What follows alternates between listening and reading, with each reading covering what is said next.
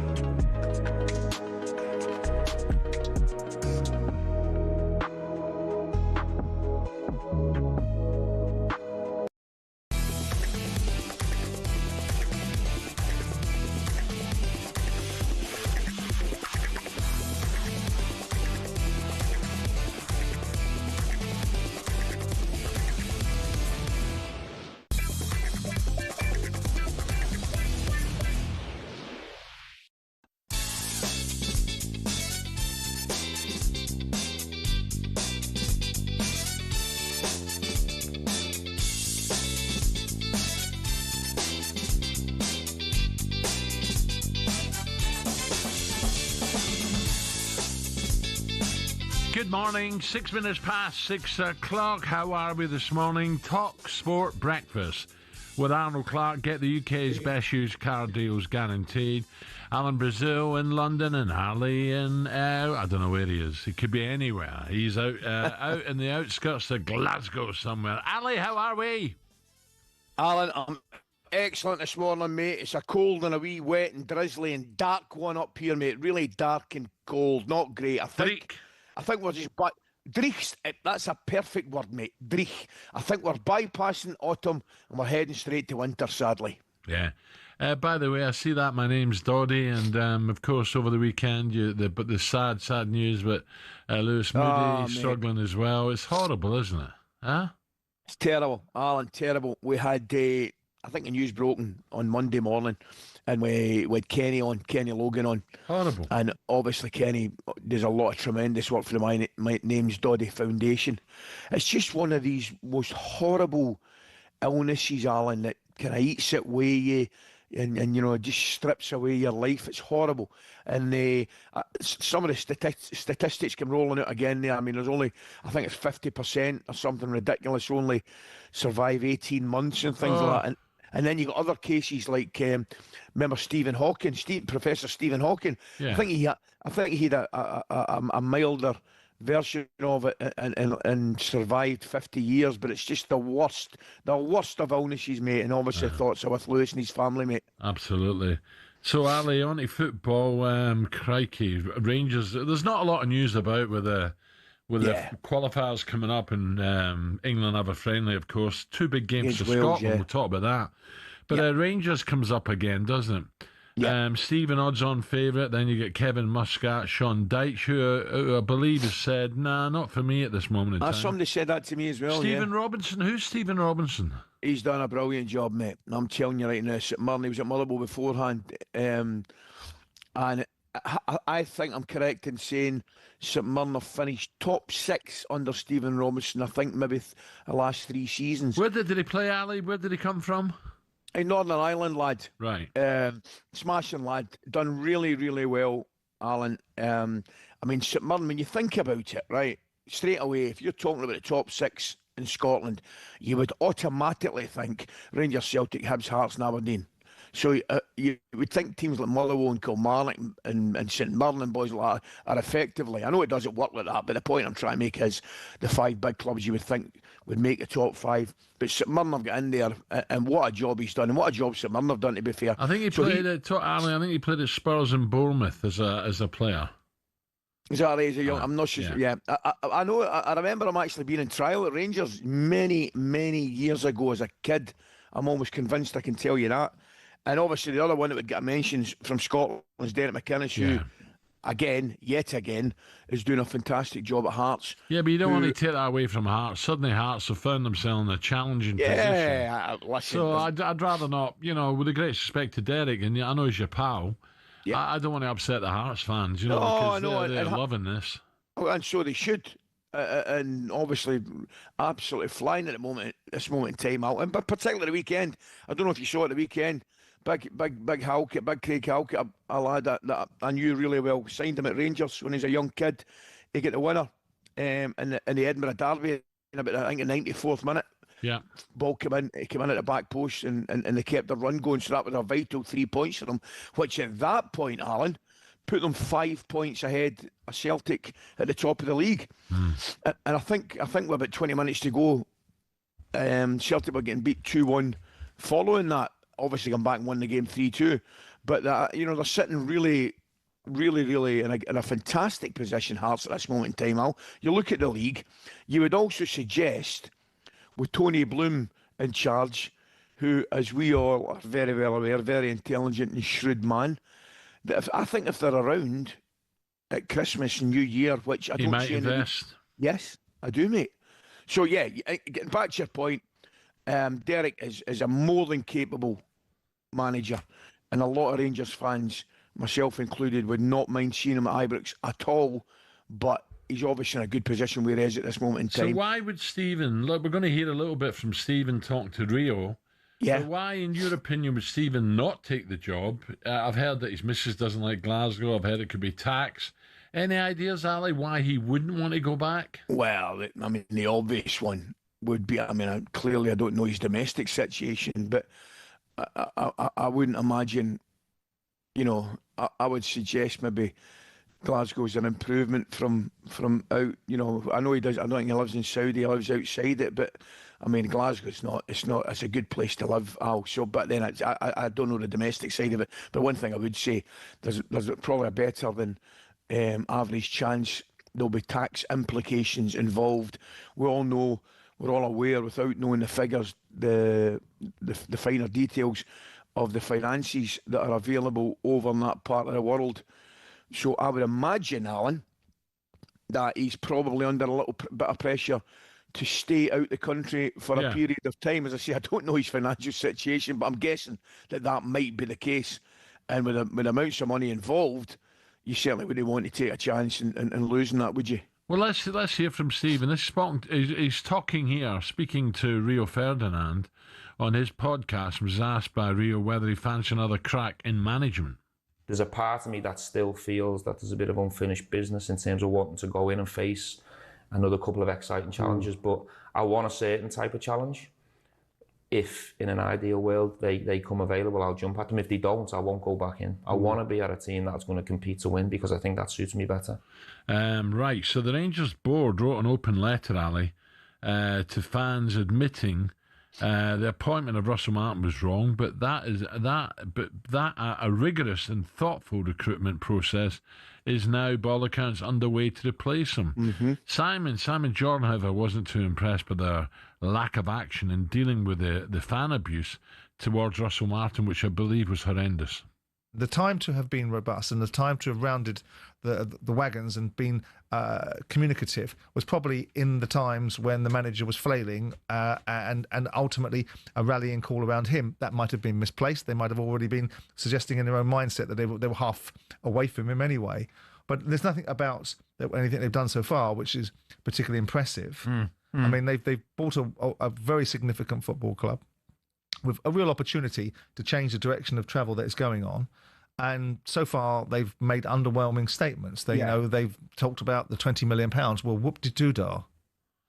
Ali, I understand the Rangers support. I know what it's like up there, of course. Well, we both do. Yeah, but did it go too far? And at the end of the day, this guy. I don't know how he went home at night and slept. It must have been crazy for his mental health. Listen, yeah, of course. I don't think anybody in any walk of life, you would have to have a degree of sympathy for what was coming his way, and I don't think the support. Some of the support covered themselves in glory and covering their faces and things like that, and not storming the bus but blocking the bus. And I will 100% stick by the fans as they are entitled to voice their opinion and entitled to have legitimate and lawful protest. Absolutely. Don't have a problem with it at all. And they were well within their rights to complain about the level of performance and the results. But I'm not sure covering it. Well, should one or two of the players be covering their faces? Because it can't all be down to the manager. Alan, I said it on Monday, mate. Absolutely. We're all very well aware where the buck stops. The buck stops to the manager, and it's the manager's job. It's on the line. But surely, some level, a good level, has to be levelled. Criticism has to be criticism, and the responsibility has to be levelled at the players. Yeah. I mean, some of the defending in Bruges, some of the defending, against Sturm Graz was appalling. Right now, we all get it. I understand the buck stops at Russell Martin, and he will be responsible, and his job's on the line. But come on, lads, take a bit of responsibility and just do your job better. Yeah. Coming up, we turn our attention to the back pages, whether Ali believes it could be Alcaraz for a single point to get half a bar. He'd be praying for a double fall. I know that. That's coming next.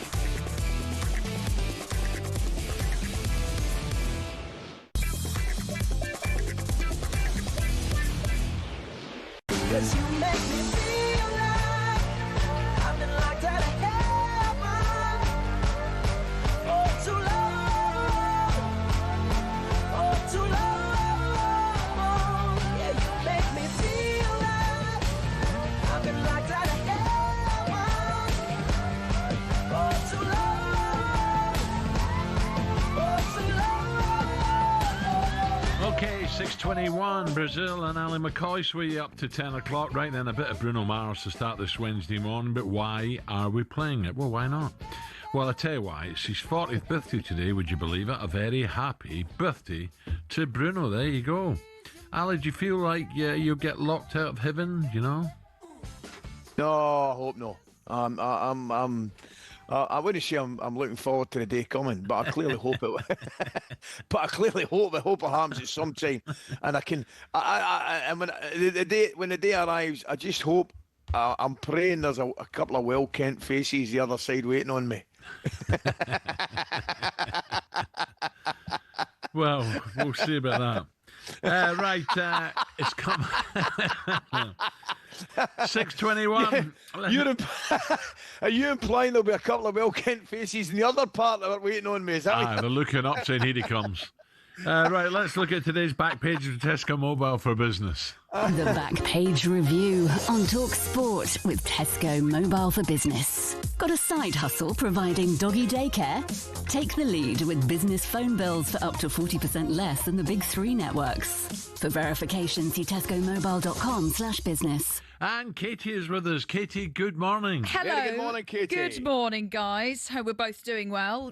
So a couple of stories in the papers that are quite interesting this morning. The Mirror have gone with no alarm over Bell. That's John Henson saying that the elite mentality for Jude Bellingham will earn his place back with the England squad after Thomas Tuchel dropped Jude Bellingham for the current England camp at the moment. The Sun have gone with John played Jude, so we'll be talking about that in a minute. Another story I want to bring to your attention is amateurs chase 1 million Aussie dollars in Australian Open showdown. And this other one, the Daily Star and the Daily Express, speaking about Arsenal could be on their way to Wembley as they look to expand the Emirates Stadium. So let's start with John Henson speaking about Jude Bellingham, how he thinks that he makes England stronger. Do you understand why Thomas Tuchel has dropped Bellingham for this England campaign? It's with the greatest respect to Wales, it's a friendly.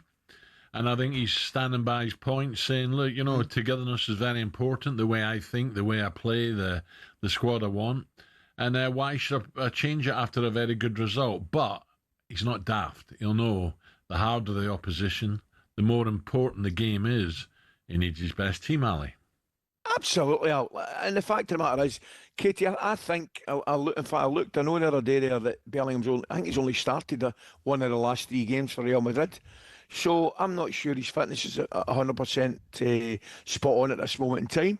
So there'll be a couple of things, and understandably, as we normally do, rightly or wrongly, when England's squad gets named, we end up 95% of the discussion on the players that aren't in the squad rather than the players that are in the squad.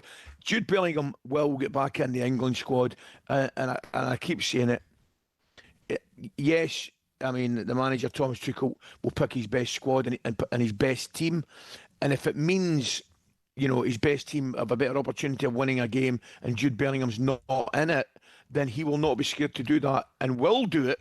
However, Jude Bellingham, is good enough. He'll get back in the squad and get in the team. Katie, as an England fan, are you a little bit... Again, I'm taking nothing against Wales, because it's a big game for Wales. Wales taking on England, but should England not be taking on maybe a South American side or a top European side rather than a British game? Yeah, you'd rather them come up against a France or a Brazil in this kind of period, because that's where the test and the biggest lessons are learnt, rather than with respect against, a Welsh side. But for them, by the way, it has to do with the FA. Yeah, but also Wales need the competition as well, don't they? So actually coming up against England is a good game for them. But it'll be interesting to see how that gets on. Obviously, live for you on talkSPORT tomorrow. There's another game. There's another story rather in the I paper. So this is quite interesting for you guys. Amateur tennis players will have the chance to win 1 million Aussie dollars. That's around £490,000 when they take on pros, including Carlos Alcaraz, in a single point tournament before January's Australian Open. So they're calling it the $1 million 1-point slam, which will see 10 amateurs and 22 pros in a straight knockout tournament. But each match is just a single point. So my question to you is, Ali, do you think you could beat Alcaraz in 1 point of tennis? Well, Katie, I fear age might have caught up with me, right, to be brutally honest with you. But back in the day, I'd have got my point. I'd have sucked him into the net and then lobbed him. Away you go. I would have. I would have. I was under 16 East Ride champion up at White Moss, and I used to lull him into the net and just whip a top spin lob over them. And I think Alcaraz leaves himself open to that, to be quite honest. Alan, do you think you could beat AJ on points? No. Even if AJ had an arm behind his back. And when you're talking about, maybe a double serve, he's only got to serve 25%. His worst second serve now, you wouldn't see it. Yeah. So I don't kid myself on, no. Just stand a bit further back, man. Aye. Just stand outside the stadium. Yeah, in Rose Ed. Yeah. No chance. What's the rules? Are you only getting one go at one point? One go, so it's whether you decide to serve or you decide to receive. I don't really know what would be better. Maybe receive and just give it a go? See, I'd be thinking about hitting him with my spin serve. To see. As long as it wasn't windy. Not the really see windy might give you a chance. That cutting one for the right service box that cuts away. I was driving up this morning, I was listening to Harry Durham. He was on about who's it? He actually took a leg off a darts player. Yes. Someone Crabtree. Harry Durham couldn't get a leg off a Cromer crab. Right? He couldn't get a leg off a Cromer crab. Never mind winning honestly. The bold Harry's not trying to tell us he took a leg at the dance. Yeah.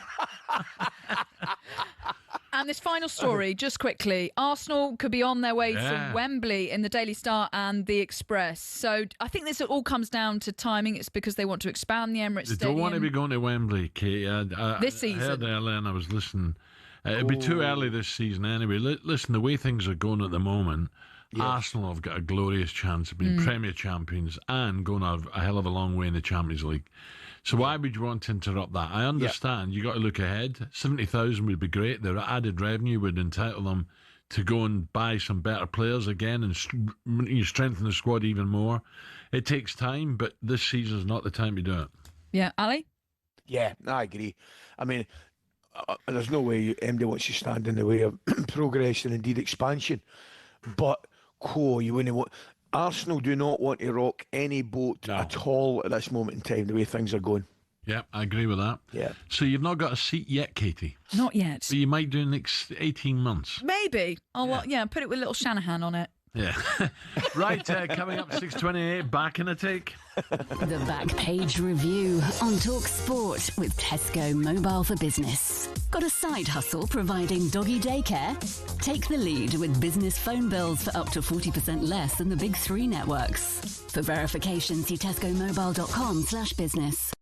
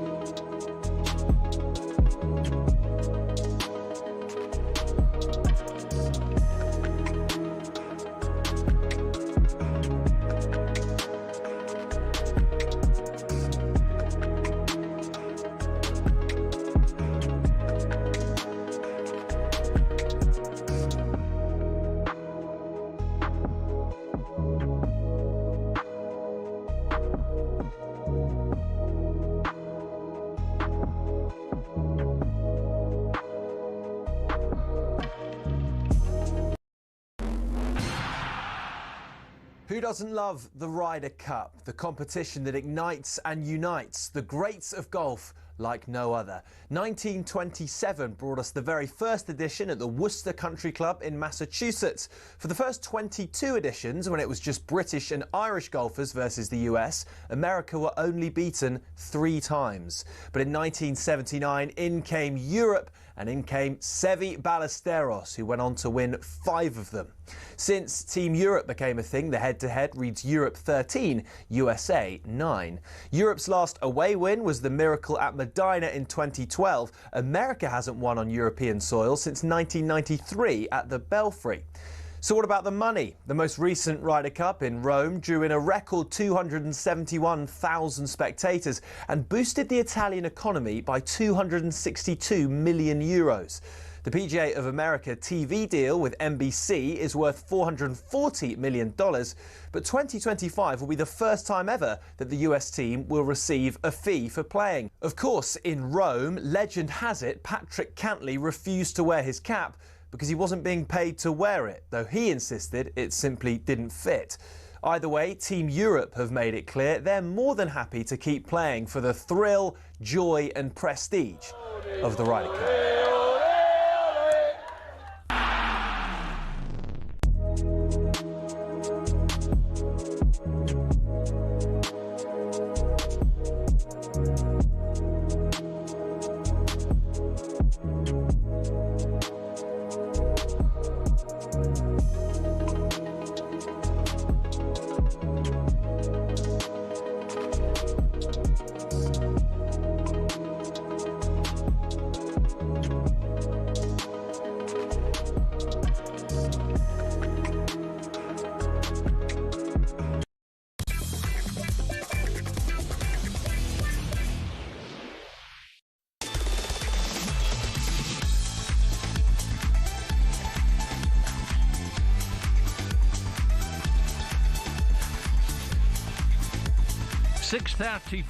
talkSPORT breakfast.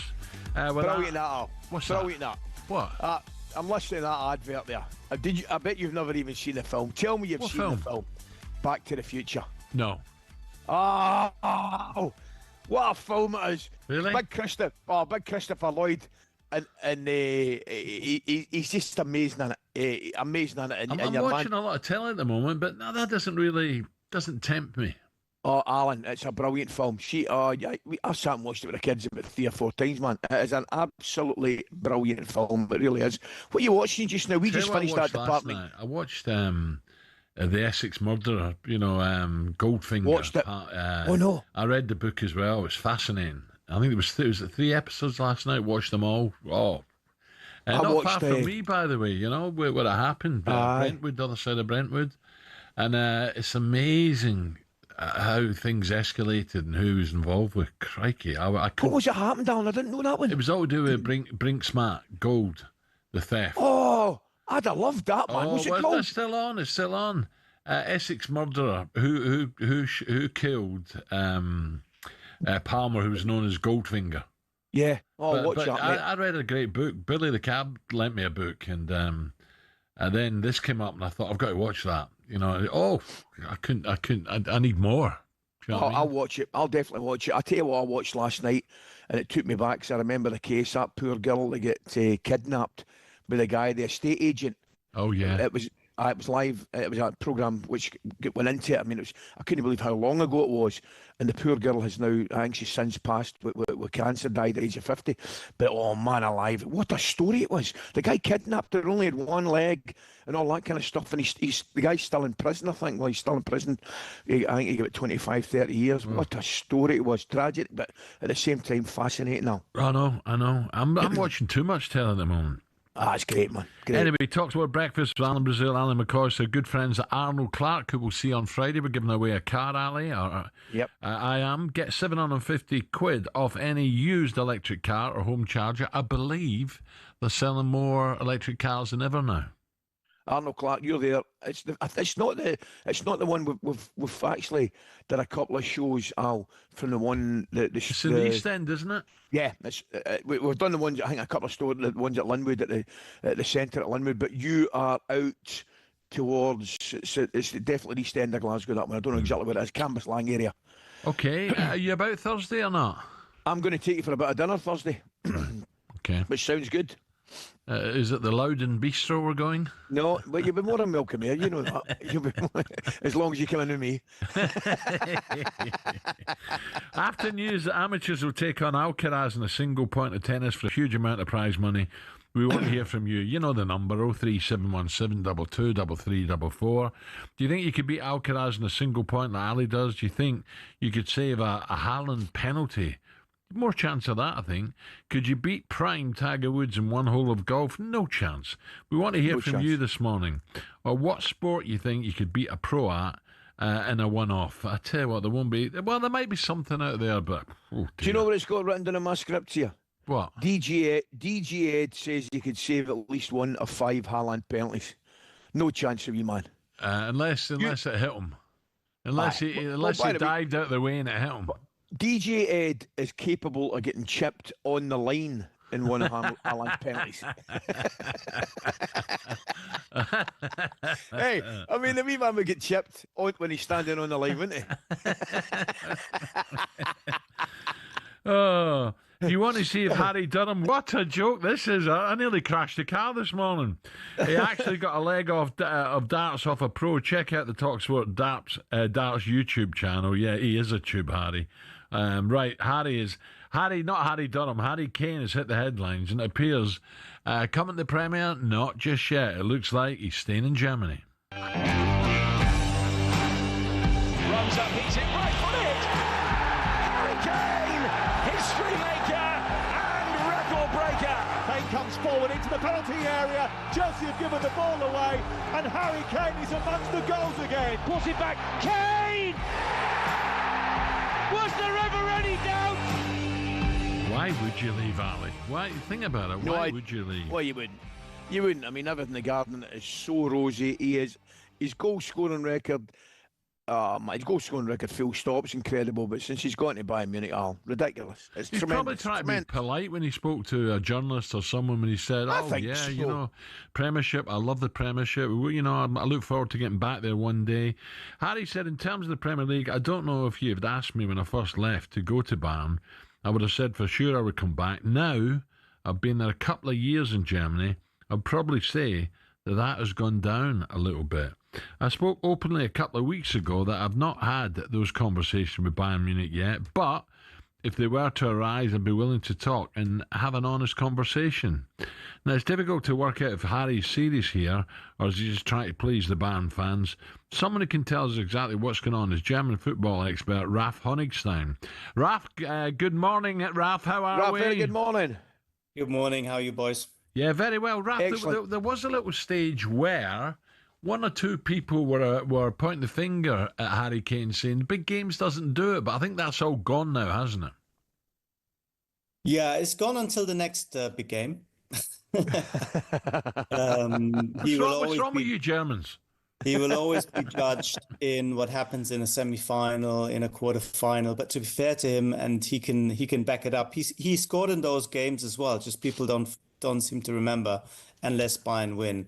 Of course, there was a big miss against Inter in the quarterfinals, but I don't think anyone looks back and says it's because of Harry Kane that Bayern didn't progress in the Champions League. Right now, the numbers, but more than the numbers, the overall performances from him, the attitude, the work rate, the sprinting, the distance covered every single game is such that people have not just come to respect him and like him, but actually they're sort of fallen in love with him. He's been so good and so impactful and dominating for Bayern, becoming kind of the face of the team almost, that that's why those discussions are starting to happen. Should Bayern extend with him? Can they keep him longer? Before this started, the idea that he would somehow play beyond 34 in Munich, I don't think for any party would have seen him as realistic. Yeah. Now, because the way he's playing right now, the way he has been playing, I think both parties will sit down and talk about it soon. Ralph, I've got to say, I don't know if you saw it, mate, at the weekend. Ralph, what a goal he scores at the weekend, mate. There's a camera angle from behind him where he hits it sweet as a nut with his instep, Al. And you can see it, it's about half a yard outside the post, and it just went outside his foot, and it curls in. It's an absolutely beautiful, magnificent finish with a great angle. But Raf, I want to ask you, now, Alan mentioned it there. I don't think so. You know, was Harry kind of making those comments, playing to the crowd a little bit? I don't think so. But surely there will be a bit of Harry Kane, Raf, that wants to come back and beat Alan Shearer's record, or do you think that's now at the back of his mind because he's enjoying his football and he's enjoying his life as much as he ever has? I think both can be true at the same time. I think he's having an amazing time in Munich, and he sees how the team is growing and how the company things are clicking and how his game has gone to another level. I don't think that's a coincidence. But at the same time, he'll be still thinking about this. And if something comes along where he feel he can do what he's doing at Bayern, which is to play for the biggest trophies and chase the record at the same time, then I'm sure he would consider it. Why wouldn't he? But at the moment, I don't think that situation looks very realistic. You know how close he came to moving to City. That could have been a whole different story. Man City, that is. Right now, is someone else going to come in the summer for him in the UK, in the Premier League? I don't know.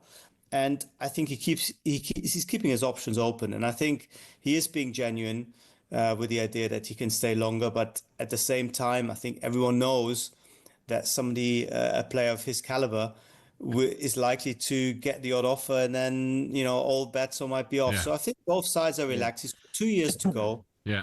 If they can sit down and renew for another year or two, then I think they will do that. If not, and they'll wait a bit longer with more than 2 years to go, I think that suits both parties as well at this moment. Raf, just give us a quick update on Germany at the moment. Next couple of games coming up for Germany. I'm thinking ahead now to the World Cup. England have a friendly against Wales. Scotland have a couple of big games. What about the Germans? Luxembourg and Northern Ireland, and they have to win both games. You'd expect them to win both games, but because they lost against Slovakia, the pressure is really on, not just for the results, but for the performances. Nagelsmann had a lot of positive momentum after the Euros, and that's gone completely, I don't want to say in reverse, but now the mood is quite bad, and they need big results, big performances to build up a bit of steam ahead of the World Cup again, because right now people are kind of wondering, where's this team going? Raf, brilliant. As always, thank you very much. Talk later. Thank you, Raf Honigstein there. I didn't realise that Germany lost the last game, so that's... Slovakia, I think Slovakia beat them 2-0. There wasn't even I don't think it was a fluke or any luck about the result. I think they beat them quite comfortably. Amazing. Right, still to come on Breakfast, Ed. Superstar Breakfast preview on talkSPORT with Travis Perkins. Download the new improved app to easily manage your accounts and quotes. So, Liverpool and England legend Steven Gerrard has criticised the golden generation when speaking with Rio Ferdinand yesterday, claiming they should have made more of an effort connecting with each other, i.e. the players, off the pitch. Have a listen. I think we were all egotistical losers. Why didn't we connect when we were 20, 21, 22, 23? Was it ego? Was it rivalry? Interesting. I'm looking forward to hearing that. Rio himself will join us to reveal all from the interview around 8 o'clock this morning, so don't miss that. That was a look ahead with our good friends at Travis Perkins. Superstar Breakfast preview on talkSPORT with Travis Perkins. Get free next day track delivery. Head to travisperkins.co.uk or download the app.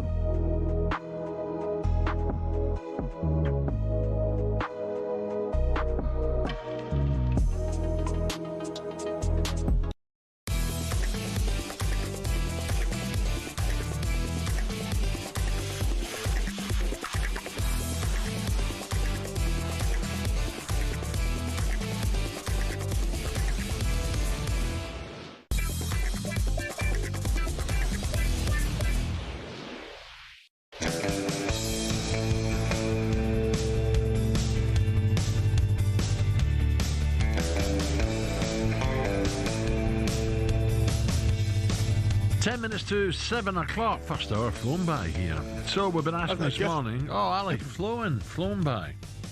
We've been asked this morning after as Ali, excuse me, they said, where am I getting Sally from?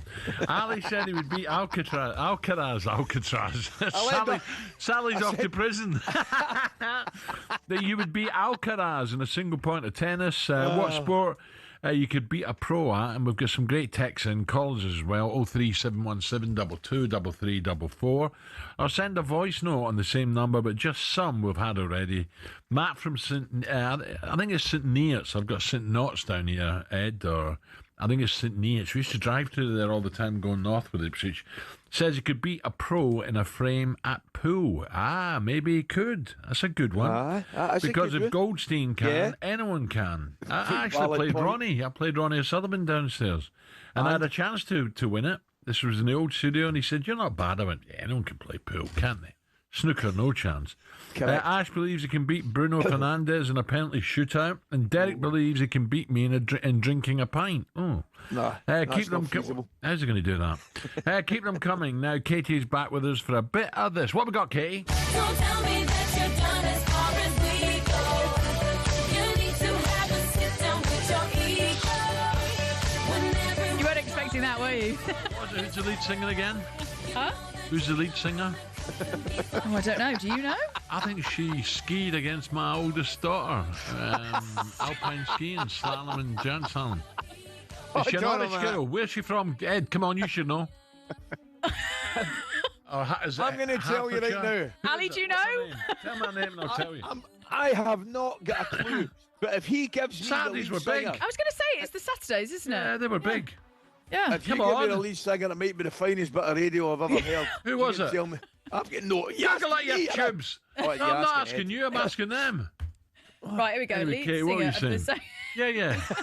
Lead singer I'm of sure it's her. Saturdays. Yeah. Well, Molly King, Vanessa White. Molly King skied. Rochelle Humes, Frankie Bridge. No, it's Molly. Molly skied. King. Oh, yeah, she was, married to Stuart Broad, that's her. Married Stuart Broad. She used to race on the dry slopes and then on the snow in the winter. There you go, my kids raced her. There we go, very cool. Right, why are we playing that song? Because Stephen Gerrard says that England's golden generation were egotistical losers because the egos and bitterness from the players that were from Liverpool, Manchester United and Chelsea players, kind of let the team down, and like you say, didn't really mix. Well, here he is speaking to Rio Ferdinand's Presents podcast. I think we were all egotistical losers. Yeah. Because I watch the telly now and I see Carragher sitting next to Paul Scholes on this fan debate, and they look like they've been best mates for 20 years. And I see Carragher's relationship with Gary Neville, they look like they've been mates for 20 years. I'm probably more close and friendly with you now than I ever was when I played with you for 15 years. So why didn't we connect when we were 20, 21, 22, 23? Was it ego? Was it rivalry? Was it... Why are we all mature enough now and at stages in our life where we're closer and more connected now? Why couldn't we connect as England teammates back then? And I think it was down to the culture within England that we were all never connected, all in our rooms too much. We wasn't friendly or connected. We wasn't a team. No. We never at any stage become a real good, strong team. What about that, Ali? Yeah, Stevie Gerrard flagging up Gary Neville there. Well, I've got to say... I'm keeping well out of that one. I've got to say, I'm flying my flag up here. You've bottled it, but I'm flying my flag up here. I just think that is an incredible interview, guys. I mean, that is one... Some of the things that Stephen has said there, Katie, Alan, are incredible. And I get what he's saying. I'll tell you as well, Al, Katie, just to discuss it a little bit further, that's the one thing that we never had in our Scotland camp with Rangers and Celtic players. I've got to say to you, Alan, there was never, ever a split. Our boys always got on well, always sat at the dinner table together, whether it was Bagroy, Paul McStay, Macca, or Charlie, all the boys. There was never anything like that. That really surprised me, because straight away you're up against it. If you, Stephen said that himself, if you've not got a team and he's saying we were never really a team. What chance have you got of winning things? No, Ali, I'll be honest with you. When I go back, I was before you, of course, but we had a bit not that we didn't like each other, but we had a bit of separate tables, Anglos and Home Scots and coaching staff. Yeah, we did have a wee bit of that, but it's just who you were used to and who you knew. You'd come sit down, say hello to everyone, and then sit down at the table. Maybe with a Hansen or people like that, or you'd always say I knew Roy from Celtic Boys Club days and stuff, but you always seem to sit with the guys you knew better and played against. But there was no. I get that. There was no reason for it. It's not. I'm not sitting with them. No, none of that rubbish. Doesn't it make it cliquey though, Ali? Doesn't it make it cliquey, and then therefore the team spirit isn't there? Because even on the pitch, those cliques it's not ideal. surely also develop. Yeah, absolutely, Katie. You heard Stephen say it himself. The thing I couldn't believe that surprised me there was about sitting in the hotel rooms. I get there's more to do nowadays, but surely you got to get the players together. I mean, we don't forget we shared a room, didn't we? So did we? Yeah, obviously. That's what I mean. We were the exact same. Yeah, absolutely.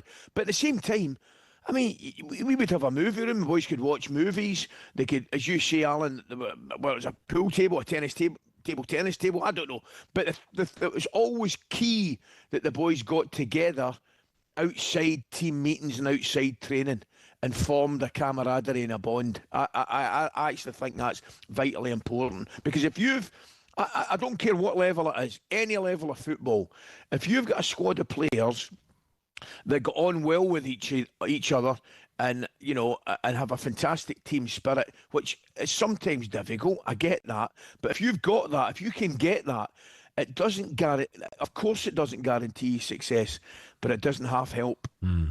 I think also what he was saying about how different it is now. I think it's always going to be different after you finish playing compared to when you are. So I don't know how relevant that is. But yeah, he's also been speaking about Trent Alexander-Arnold's move to Real Madrid this summer and how he could never have actually done it. He's also revealed that he faced a similar dilemma, not just when Chelsea came calling in 2004, but when the very same Spanish giants were in for him as well. Well, if I take my Liverpool hat on, I think any player in the game, when Barcelona and Real Madrid come, it's going to turn your head. This is me speaking without my Liverpool hat on at the moment. Real Madrid came for me with Mourinho, serious, and it hit my head. It didn't get as much traction and noise as Chelsea because it was shut down pretty quick because of the timing of it and what Real Madrid wanted me to do to manufacture that. So it never got the traction or the noise, but it's hit me head. It's hit me head for sure. It's Real Madrid. So without me Liverpool hat on, Real Madrid and Barcelona, sorry, Katie, whether Ali, you like it or not, it'll be a couple of examples, Ali, where I remember Kenny, the Celtic fans adored King Kenny at Dalglish. When he went to Liverpool, some of the fans were disgusted. I think Charlie as well, going to your club, Katie, Arsenal. When Charlie Nick left, because, he was a tremendous Celtic player as well. It's because it's their club, the fans' club. They feel there's no bigger club than Rangers, Celtic, Liverpool. There isn't a bigger club in the world, according to them. So you're going to have your guys who hate you for leaving their club, regardless. Alan, I get that totally, right? Because for me, there's no bigger club in the world than Rangers, and you probably there's no bigger club in the world than Celtic, right? Because that is our club, right? However, I think you have to sit back and look at it. There's far bigger and better leagues, right? That support, whether it's Barcelona and Real Madrid, or whether it's Liverpool, Man United, and City and Arsenal, all these teams. So there is people up here, for example, and fans of all clubs think their club's the best in the world because it means so much to them. And I don't think that is a bad thing. I think, in fact, anything but. I think it's a great thing. But there has to be a realisation that sometimes to better yourself as a player and as an individual, it is better to go to a different country or a different league, or perhaps a bigger club that has a better chance of winning things in Europe. Surely there has to be an understanding of that. Okay, I'm looking forward to hearing from Rio later on, Katie. And you're back 7:15. Yes, I am. Okay, Katie, thank you. Ali, thank you. Right, here we go. Coming up, so Ruben Amorim has had 50 games. 50 games, can you believe that already as United manager? Will he make it to 100? We'll discuss that next.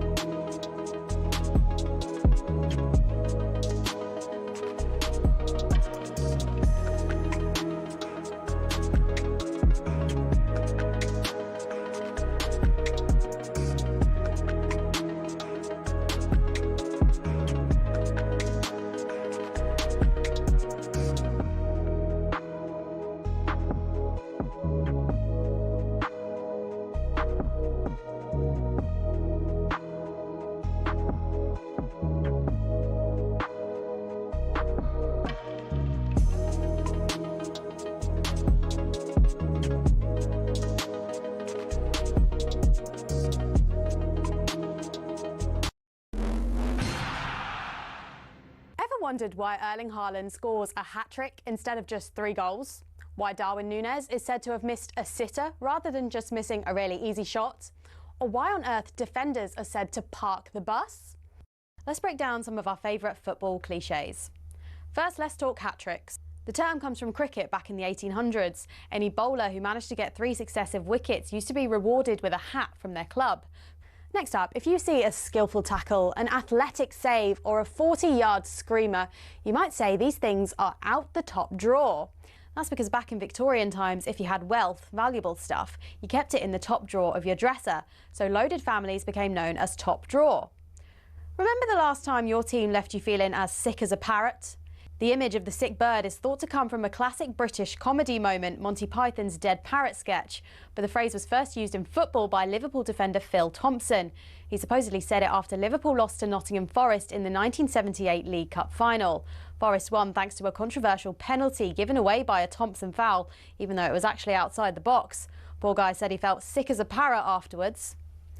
Is there anything more embarrassing than a nutmeg in football? Weird name, but it's actually related to the trading of nutmeg, the spice. It was so expensive back in the day that corrupt exporters used to try and mix in a bit of wood in with the nutmeg to cut their costs. The term soon became slang. If you were nutmegged, it was because the person you were buying off had pulled a fast one on you.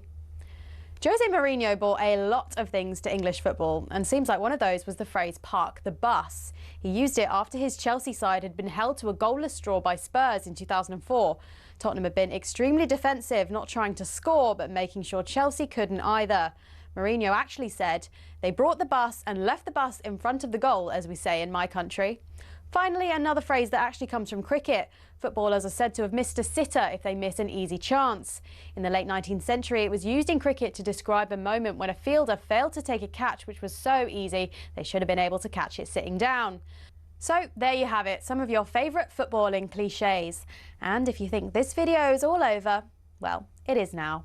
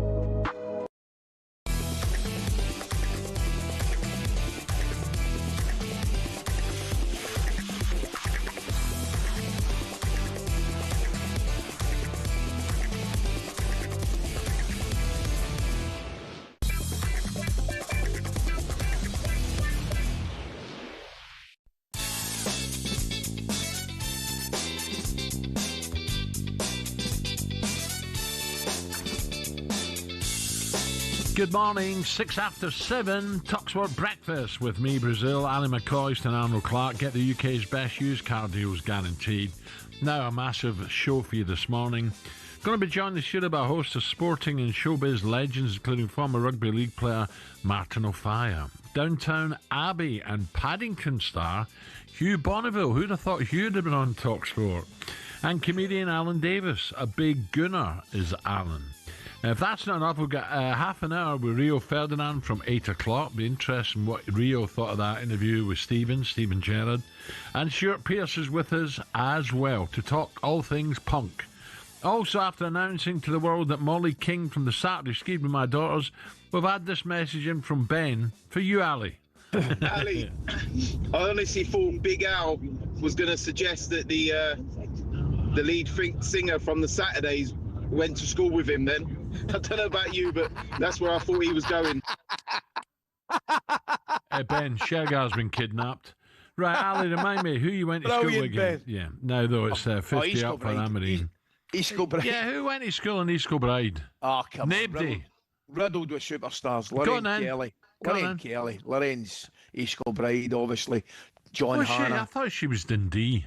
No, she's Dundee United supporter. I'm not having that either, by the way.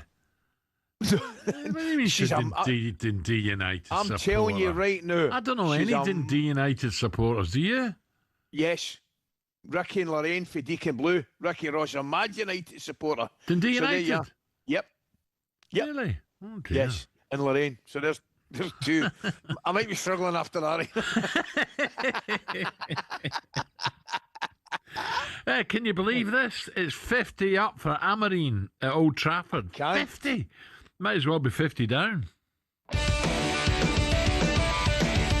Our goal is to win the Premier League. Maybe it's not with me, but our goal as a club, the board, is winning the Premier League. And Rashford has scored 1 minute and 20 seconds into the Ruben Amorim era. For the second time in a week, Manchester United are 3-0 down midway through the second half. We are being the worst team, maybe, in history of Manchester United. It's glory, glory, Tottenham Hotspur. The Europa League is theirs. That was an embarrassment to this once great football club. The players were pathetic. They were abject. The manager was tactically inept. Now I want to say sorry also to my players. Sometimes I was not fair, but I tried always to be honest with you guys. See you next season. And Grimsby Town have knocked Manchester United out. Has anyone seen Manchester United? Ruben Amorim, can you be Ruben? Sometimes I want to quit. Sometimes I want to be here for 20 years. Sometimes I love to be with my players. Sometimes I don't want to be with him. Yeah, This is it's a weird one, Alistair. Yes. I read the quote again. Was it yesterday, the day before? And Brian Clough, the late great Brian Clough, he said, "Tactics, systems. It's not the systems that win football games. It's the players that win football games." Oh, he's right. So you have to look at Rangers, you have to look at Man U, and you have to look at Spurs last year as well and say, yeah, hold on a minute, it can't all be the manager's fault, can it? Well, it's not. No, but listen, tactics and shapes and formations, of course they're important. Yeah, absolutely they're important. Because you've got to find one that suits your team and suits your players and brings the best out in them as a team. So are they important? Yeah, of course it's important. But all right, let me take the Grimsby game, the cup. Right, we know the cup, they're up for it, and it was a horrible cold night, the rain was battering down. Couldn't you just say to your players, guys, it's up to you. Do you want to go to Wembley and play in the FA Cup? You're playing against a side, how many positions in the league down? I don't have to give you set pieces. I don't have to give you corners, who you mark. Just go out there and play, and you'll beat this mob. Apply yourself. Yeah, but there's a lack of professionalism about that, Alan. You've got to do your job, and your job is to prepare for the game. So we used to spend... Well, funnily enough, I'm going to back up your point, right? Because when we were with Walter and we had an excellent side and we were winning all the time and doing bits and pieces, we spent less time on the training pitch tactically than we probably than I did with other teams, because we certainly worked on our natural things that you do work on, set plays and corners and free kicks and throw-ins and all that stuff. But he would back up your theory of, generally speaking, the better players know what to do without being told. And I think that's effectively what you're saying. And you're absolutely right.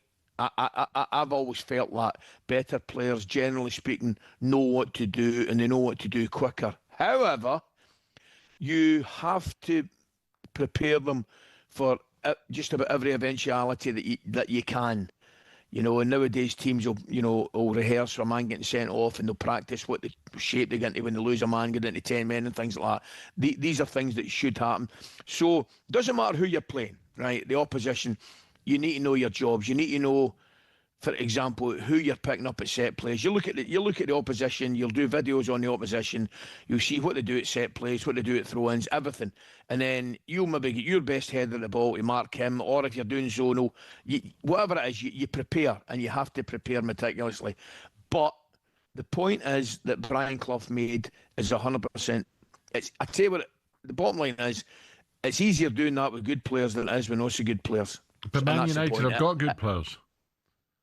Yeah, but they've not got the best players, and that's one of the problems. They've not got as good players as Liverpool, not as good players as Arsenal, as Manchester City. But that's the top three. I'm talking about where did they finish last year? How many games have they won under Amorim? Oh, that was unacceptable, mate. Exactly. So there's something wrong. Yeah, but mate, I looked at Manchester United, and I mean, everybody laughed at when I said it a couple of years ago. Liverpool never won the title for 30 years, right? And you look at, and all of a sudden they're going, oh, well, he might have a point now. I'm looking at Manchester United for the last 4 or 5 years, and I don't see them winning it in the next 15 years, and they're probably going about 12. Do you know what I mean? But getting back to the point, I don't think they can keep chipping and changing. I think that the squad needs a dramatic overhaul, and to a certain degree, he's done it in forward areas this summer. You know, he's brought in Šeško and Buemo. Cunha's definitely an excellent player. So straight away, I think there's an improvement in forward areas. I really, really do. And I think, given time, he needs to be given an opportunity to change his midfield. Casemiro, who has been a fantastic player, is probably just on that slope that we all hit and we all have hit. You know, I look across the middle. Fernandes, I think, has been an absolute real positive for them, mate. So I think you've got to stay and give them a couple of windows. Alan, I've got to stop you there because we've got the travel coming up with Jamie Jackson. Jamie, a very good morning. Sorry, Jamie, you've got about a minute. Nah, we'll stop the travel. We're not doing it. Jamie, morning. Good morning, Jamie. Good morning. I went on a little bit longer there, Jamie. A bit longer. But the point I was trying to make is, I think Manchester United is a 3 or 4 window job at least. Yeah, I mean, obviously listening to what you're both saying, and also the clips you played, which I've kind of sat through most of that stuff, including the Grimsby game. Someone's got to get it right at United at some point, I always think. Yeah. And yeah, I mean, the problem with Amorim is he's won 20 games from 50. You know, he's now 50 matches in charge. That's you know, he's lost more. It's 21 losses, right? So that is absolutely, it's relegation for him, really, if you actually sort of think about it.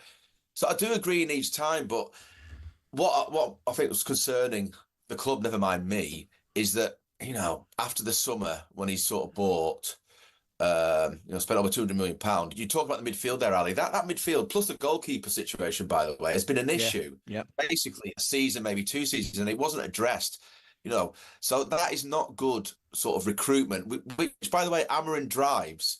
Jason Wilcox, the director of football, has a sort of, you know, veto, if you like. He can sort of turn around and say no. But as I understand it, that hasn't been occurring. It's basically Amorim, as by the way, I think should be. I think it should be the manager, stroke head coach, who has the deciding vote, because it's his team, right? He lives or dies by it. Then what that means is, if the recruitment's not poor, it is on his head. Yeah, it's down to him. Yeah. So that's what the concern would be. Jamie, I've got to, I'm sorry, Jamie, because I'm not giving you enough time here. The 12 million payoff, is that another reason why he's still in a job, or is that a smokescreen? 12 mil. I wouldn't go as far as say it's a smokescreen. I think there was a little bit of that as a factor, but what I would say is I don't think they want to sack, as Ali basically just said, another head coach or manager, and they want it to work with him. And so, you know, they're just wanting to not hang on, but just give him a little bit more time. I mean, it's Liverpool next up after this international break. You're not really expected to win there at Anfield. So I would say the games after that, again, are sort of quite important for him. Everyone wants him to work. He's a really lovely guy and all the rest of it. But the bottom line is it's wins, and it's Manchester United, and the wins so far are less than the losses, 20-21. That's just a fact. Yeah. Yeah. Jamie, we'll see what happens, mate. Listen, I promise you, next time you come on, we'll give you more time. I'll keep my mouth shut. I can't shut up Zippy at the moment. He's just, I don't know, verbal diarrhea. Apologies, Jamie. Jamie, nice one. Thank you. Right, quickly, all the best, mate. Quickly before the travel guy gets the hump.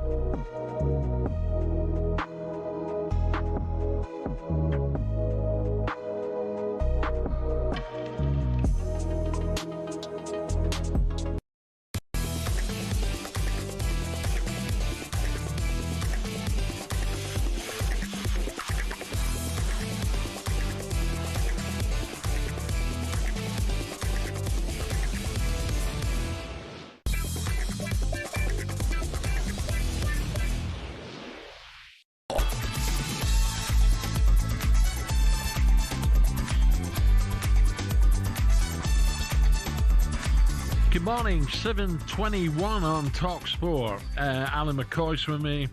We're going to do this brilliant story in a moment, but Ali, it's bugging me. I'm looking at the table here, and I want to talk a little bit later about Liverpool. I think Liverpool, this is horrible to say this, but almost a bit lazy at the moment. Sloppy passing, a bit lazy at the back. I don't know what's wrong with them, but going back to Man United, right?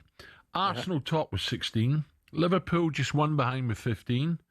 City with 13, Man United 10. Now that, United are in touch there, Ali. No, by the way, Man United, if you want to look at it the other way, they're sitting above Newcastle, Villa and teams like that. Do you know what I mean? But yeah. And they're probably, I don't know what the exact figures are, but they're Lincoln's, is it 6 places above where they finished in the league, which was totally unacceptable. I think there has been improvement in United. I really do. But not giant steps have been taken. Not yet. I think but I think small steps have been taken. And you look at the title, we're 7 games into it, and it's brilliant. I mean, we all thought that Liverpool might actually run away with it because they were scoring late goals and winning games without playing anything near their potential. And then all of a sudden, within 2 weeks, they lose 3 games and start losing late goals. It's always difficult to have a go at Liverpool, but there's something not right at the moment. I know. I wouldn't disagree with that. I think clearly for me, one of the biggest things is the kind of dropping form of Salah, who has been, generally speaking, he's been remarkable. But I don't think anyone can doubt there's been a drop of form there, and that's got to be a concern. Sloppy passing as well. Anyway, great story doing the rounds currently. We want you taking it. The story is that amateur players will have the chance to win $1 million Aussie when they face tennis top professionals, including world number 1 Carlos Alcaraz in a single point showdown before January's Aussie Open. Ali says he could do it. So we're opening the phone lines 03717 223344. Callers, texters, voice noters, pool. What about a frame of pool? Maybe. We don't care. Just get in touch. What sport could you beat a pro at? Dougie sent this message and have a listen. Dougie. I reckon I could beat a professional golfer on a medium par 4, 450, 480, par 4, not a problem. Dougie Gregg from Rayleigh, the only Scotsman in Rayleigh that supports Rangers. The only Scotsman where? I don't know, where did he say it was? Rayleigh, was it Rayleigh? And where is that? Is that Rayleigh Weir down in Essex? The only Rangers supporter? The Rayleigh Weir's the pub. I'll tell you what I will say to you. He was bullish, wasn't he? He support Rangers? He said for 400 to 450 yards.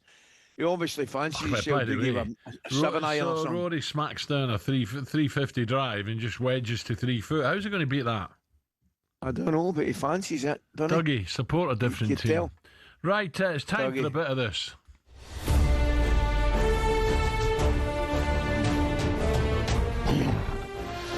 What one's that? What one's that? Is that the Aussie or the Lion? Sorry, I'm just doing an impression of you coming up the stairs.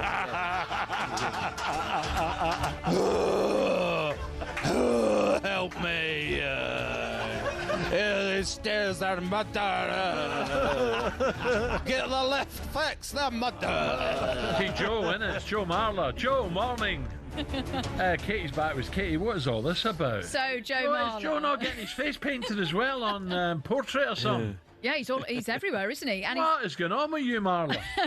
he's in Celebrity Traitors, which starts tonight. Very excited about this. Why couldn't he keep a straight face? So for those of you that don't watch Celebrity Traitors, it's a reality game show on BBC One where there are 19 celebrities. At the start of the game, 3 people are selected as traitors and the rest of the contestants are called faithful. The faithful have to work together to find out who the traitors are to win £100,000 for their chosen charity. But if there's one traitor left in the final round, they win all the money. So it's got us thinking, Alan, who would be a faithful or a traitor out of the talkSPORT presenters? Starting with you and Ali, would you be a faithful or a traitor? What do you think you'd do better at? I'd be a faithful. Yeah? You won't be a traitor? No. No? No. Ali? Me and the big fella are a couple of faithfuls all day. All day. I've got a feeling. I've got a couple of. I've got a couple of names I think would be traitors. Oh, Katie, you're going to have to go to a different show for your traitors. I mean, we're a couple of loyal guys. Old mophead Goldstein, he'd be a traitor. Absolutely. I think Gabby would be a traitor. No. I think you're right. Goldstein, traitor written all over him. He's got into that sidekick as well. Bent, the two of them. I mean, the drive show. I'm having the two of them. So we're only looking for one more, really, aren't we? Really? Well, I was going to say, what about Ray Parlour? Would you be a faithful or a traitor? No. Breakfast show. Breakfast show. Gabby's the one. Dean Saunders? No. Dino. No, Dino's loyal. No. He's loyal. No. Who else? So you need one more. What about Jim White or Simon Jordan?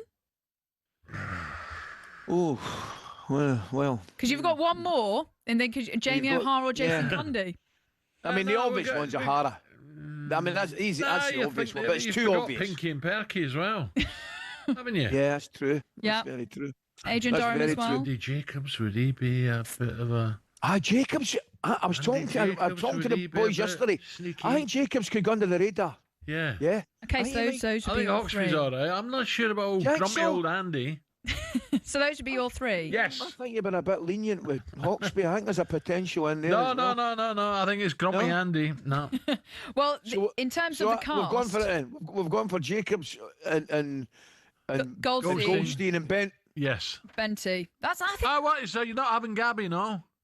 No. Right. Okay. You think he'd break? I think he'd cave. I would be a terrible traitor. I think I just. Would you? Yeah. Well, yeah. I'm not very good at lying. I think it's written all over my face. I have a terrible poker face.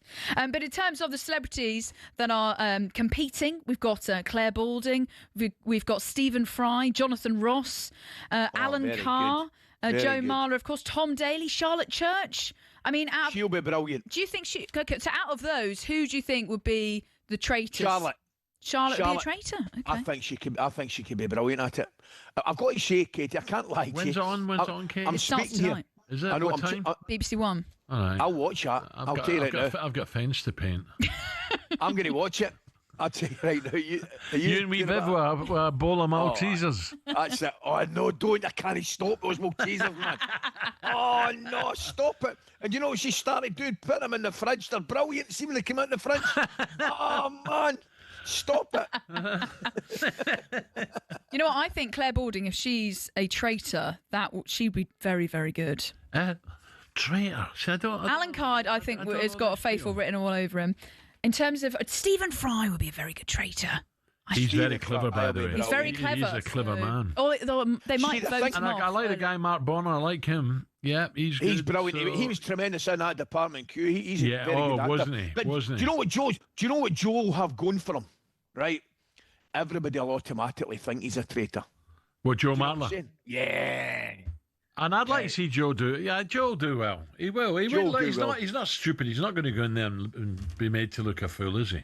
And we've also Joe got will be very, very good. Kate Garraway, Joe Wilkinson, the comedian, Nick Mohammed. So yeah, it's a good cast. Yeah, it's not my type of telly. Okay, well I'm going to watch it and then I'll fill you in. I'm having How about that? I'll let you know who the traitors are. A few people want to fill me in actually. Right, coming up, we turn our attention to the Super League Grand Final. We're joined by the legend of sport, Martin O'Fire, coming with us next.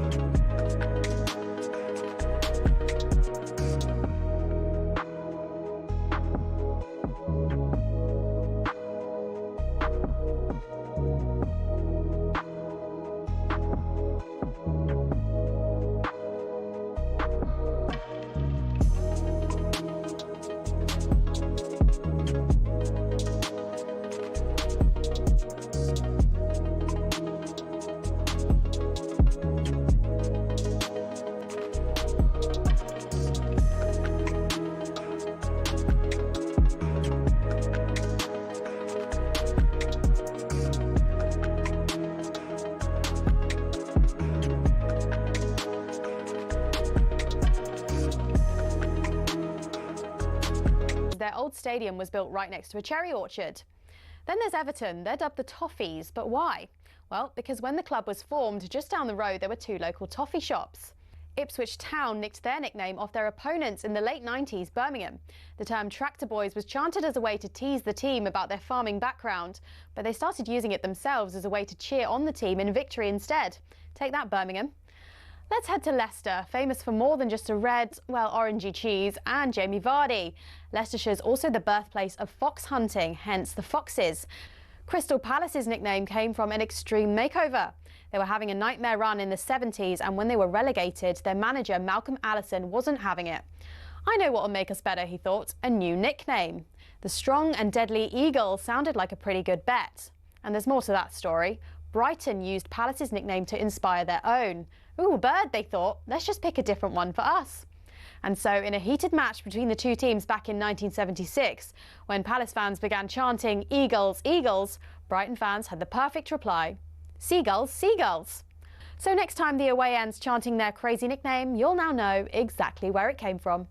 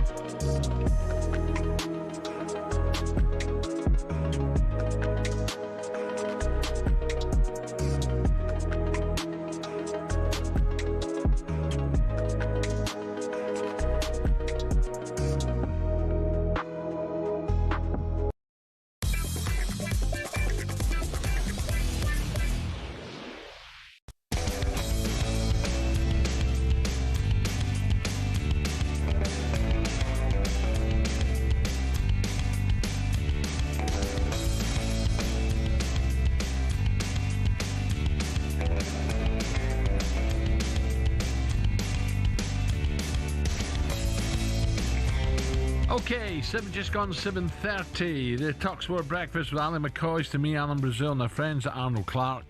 Get £750 off any used electric car or home charger. Now, it's Hull KR versus Wigan Warriors in the Super League Grand Final on Saturday, 6 p.m. live on talkSPORT.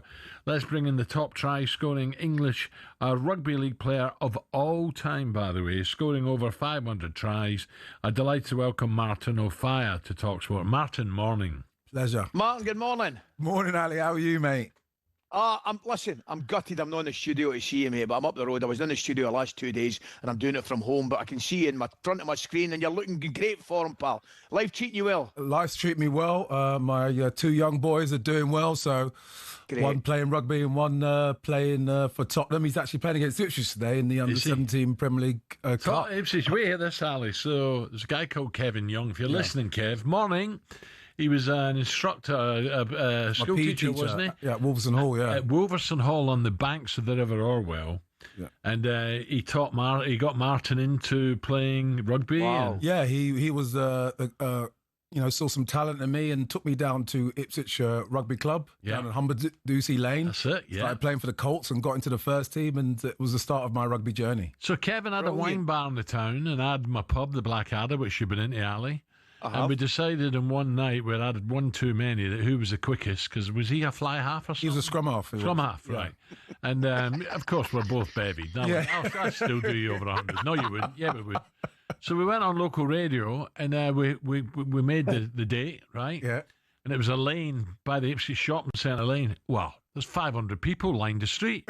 And I tried to duck out of it. I went, oh, no, Kev, this is no good. You know, it was pretty quick, Kev. This was a bit of fun. He went, no, we're doing it. I went, right, you're on. So after our third start, there was 2 false starts. I tried to get 2 flyers out.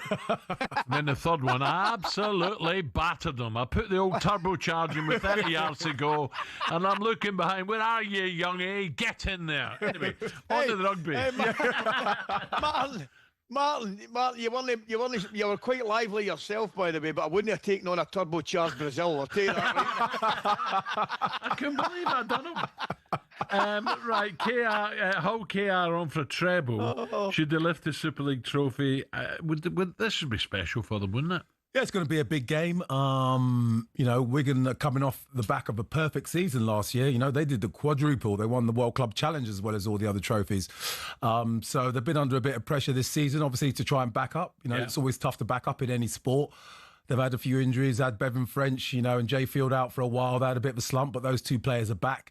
And Wigan, are ticking now. So it's going to be a great game. It's going to be a lot of pressure on a whole KR. Everyone's expecting them to, come back after getting beat last year in the grand final to come back and win it. So it's going to be a great game. I'll be up there on Saturday, so looking forward to it. Yeah. Ali, I don't know if you've got something in front of you, but a strong end to the season. Crowd attendance is up. Viewing figures 50% up. Commercial income surpassing 5 million for the second year running, making this the highest performing season ever on Super League channels. That's got to be great news. Brilliant. It's great for Rugby League. We're having a bit of a resurgence. I think it's on the back of how strong the competition is down under in Australia. Wigan and Warrington were out in Vegas. I was out in Vegas with Wigan, earlier this year, playing a game at the Allegiant Stadium. We've seen that Darren Lockyer, the Brisbane Broncos legend, he's bought into the London Broncos. There's talk of investment into the Super League this year. So, Rugby League is on the up. Just saying, Matt, I'm looking at some of the figures for the final coming up, and I see the Hull KR prop. Is it Gerrard Warrior? Hargreaves? He's got a ban, yeah. Yeah, but they've appealed it, I think. And unless I'm wrong, I'm reading that they've appealed it and they've won the appeal, so he'll be fit to play, so or eligible to play, I beg your pardon. How much of a boost would that be? I think it's going to be a massive boost for them, but it's going to be a great game. I believe that Wigan have got the greatest player probably ever to play in Super League, in Bevan French. And when Wigan were without him for a spell this season, they had a few shaky performances. He's back. He won the man of the match in the grand final last year. So everyone's going to be looking at him.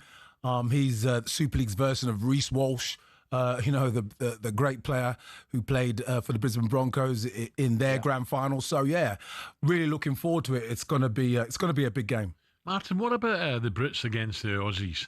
That's not been for a few years, has it? Yeah, we haven't had Ashes for, 20 plus years. I think 2003. I can't believe that. I just read that earlier and I thought, I can't believe that. Yeah, but the Aussies are coming over. They've got a stacked side, a gun side with the likes of Reece Walsh and Nathan Cleary, two superstars. It's going to be an opportunity for fans to see some of the players that we haven't seen over here for a whole generation. It's going to be fantastic. Looking forward to it. At a higher level, do you think, at this moment in time? Yeah, without a doubt. The NRL is the premier competition in the world, but we can beat them. I've played in two Great Britain teams that that have beaten the Aussies at Wembley, and Sean Wayne's side. They're really up for this one. This is going to be a great game. The second test at the Everton Stadium and the third test at Headingley are all sold out. So your only chance to see the superstars from the NRL is to get down to Wembley on the 25th of October. I know that we've sold about 45,000 tickets for that game. So we need a full stadium to back Sean Wayne in the English team, and I think it's going to be a fantastic occasion. Sorry, Ali, Mike Tyndall, we know both, Ali, don't we, very well? Of course. And Mike, I think, had a lot to do behind this Rugby Union, our 360 League now. This is causing big controversy, isn't it? It's causing rumbles, all over the world of rugby. I've heard it talked about on podcasts in Australia, and Rugby League podcasts and Rugby Union podcasts. A lot of people don't really know how it's going to, materialise. I know that Mike Tyndall's involved with it, but there's a lot of unanswered questions. And we've seen the way that the RFU have dealt with, Rugby League in the past, when the Rugby Union was amateur and they wanted to stop players going over to, like myself, going over to the sport of Rugby League. They just basically put a ban on it, and that's what they're going to do with this 360 competition. They're just going to say anyone who goes and plays in that competition won't be able to play for England. So you might get players, like the likes of Reece Zammit and other stars who have had an international career, and as we know, as a professional sportsman, it's a finite period of time. Yeah. So you know, after you get to 27, 28, you're starting thinking about life after. So we might get some established stars, you know, moving over. A bit of live golf, maybe. Very much like live golf, but you know, I think that the body of the competition and players are going to be safe because they're going to want to play for England in World Cups and Six Nations and Autumn International. So, as I say, if rugby union could compete with rugby league for 100 years when it didn't even pay its players anything, you know, likes of Will Carlin and Jerry McGusker and Lawrence Lalio for a large part of his career were playing for free. You know what I mean? And rugby union still managed to compete. So I think that it's going to be able to compete with you know, this 360 competition. It's amazing, boys. I was just going to say a couple of things, if I may, Martin, and getting back to the Aussies.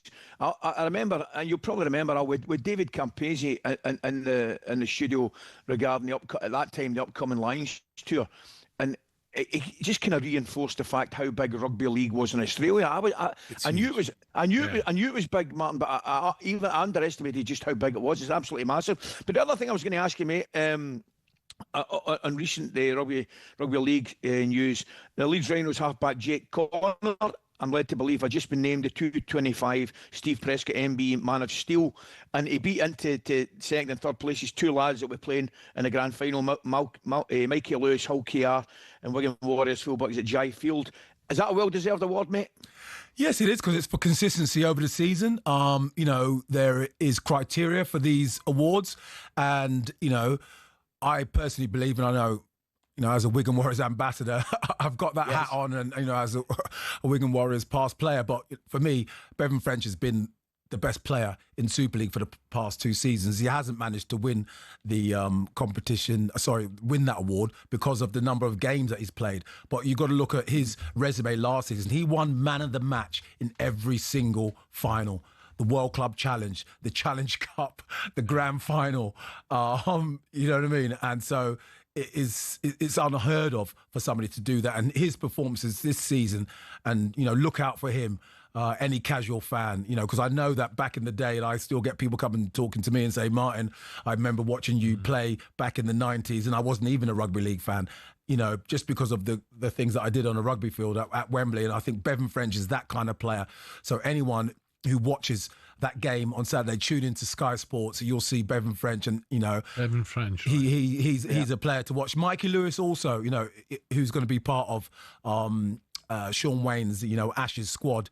He's a player to look at. He got off to a flyer in last year's grand final, scoring the opening try. So he's one to look at. But, you know, Bevan French, Jay Field is another player. When they combine, you know, I was up watching them in the prelim semi-final against the Lee Leopards, and, you know, without those two players on the pitch, you know, Wigan wouldn't have won. Well, don't forget the grand final live in talkSPORT, Martin. I've just got to talk about the terrible news about Lewis Moody. Ali's done a lot with Doddy Weir Foundation, and then we hear about Lewis yesterday. It's horrendous news. Yeah.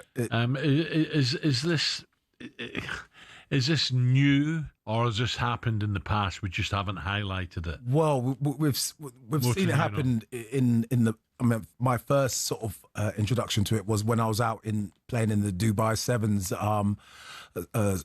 over a decade ago with Juice van der Westhuizen, you know, the great South African scrum half, and, you know, it's happening a lot, and it seems to be happening in rugby quite a lot. Yeah. We've heard, you know, about all the things that have happened in American football. You know, they wear helmets and the new concussion protocols now that are in place. Obviously, back in our day, you know, in the 80s and 90s, playing rugby and football, you know, concussions, you know, players wobbling all over the park.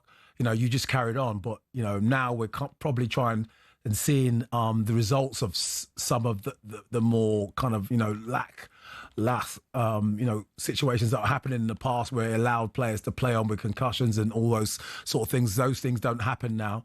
And obviously Lewis is a great player, you know, a player that I've, you know, done a lot of stuff with, you know, since retiring. Obviously he was part of that 2003 World Cup winning team, coming off the bench, helping to secure that victory.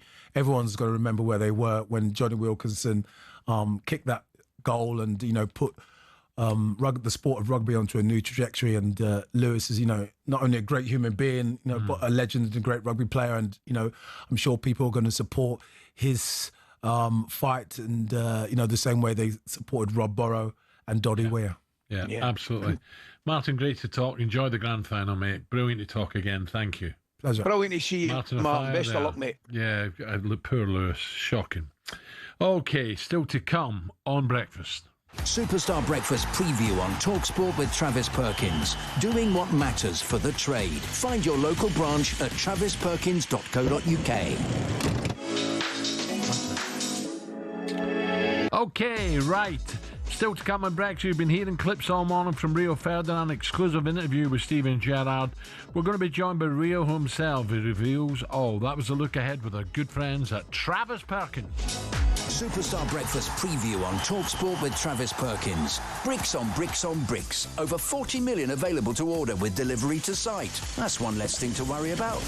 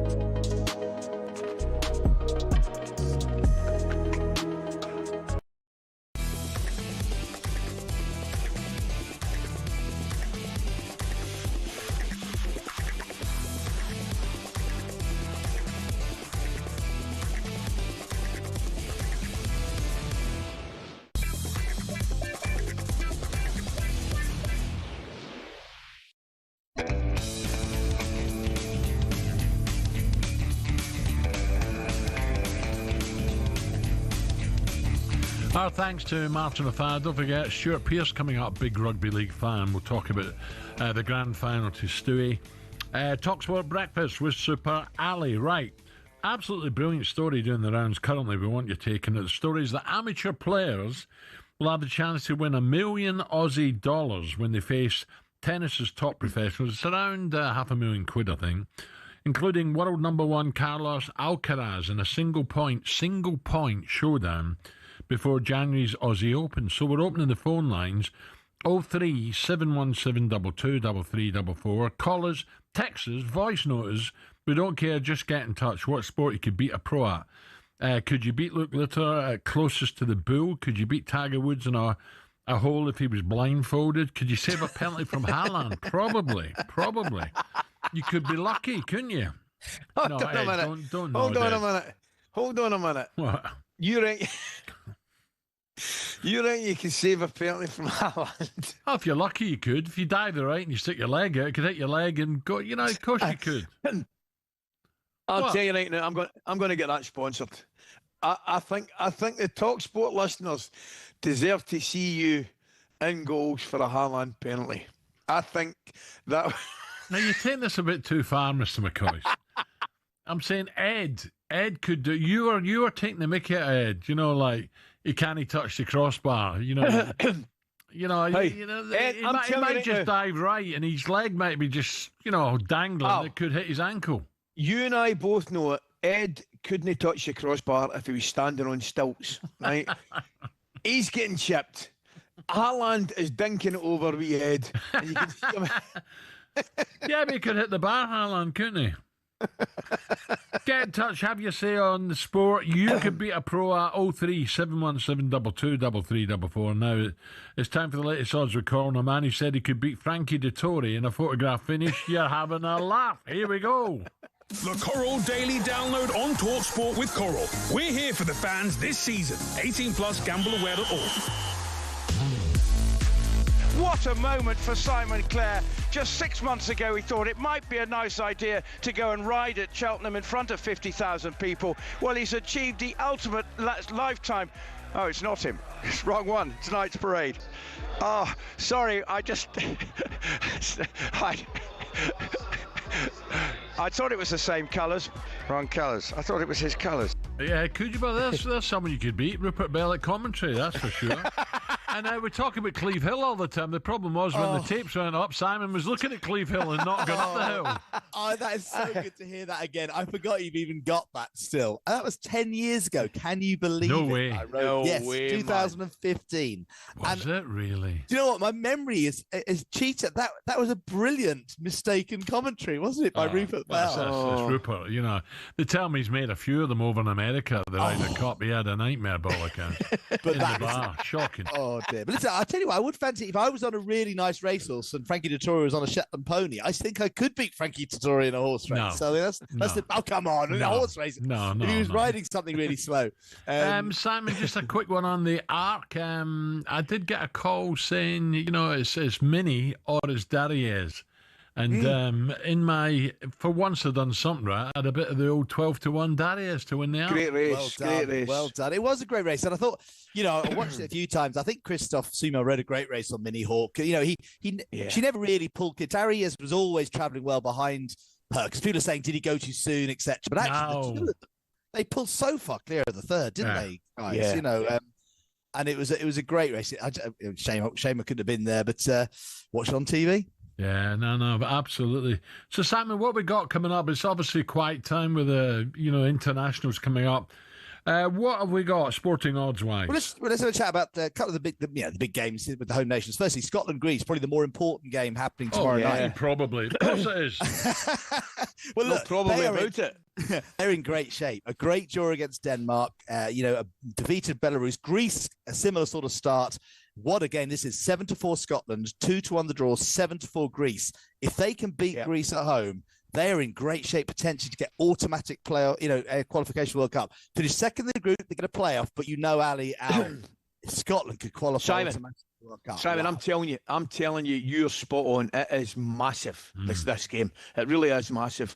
The fact of the matter is, if you can win your home games, you're just about there, but taking them one at a time. The only thing I would say is a little word of warning. They gave us a bit of a going over not so long ago, Greece. But on our day, I think we're more than capable. We're talking Hampden, Ali, aren't we? Yeah. We've got to be favourites. I'm having a bit of 74. Well, it's joint favourites. I think it's a good Greece side, but I suppose it's just the stakes are so high, aren't they? I mean, and the trouble is that could make for a very tight game, couldn't it? And they'd be happy with a point, knowing they're going to play. Are we not have to win our next two games to be sure of a playoff place?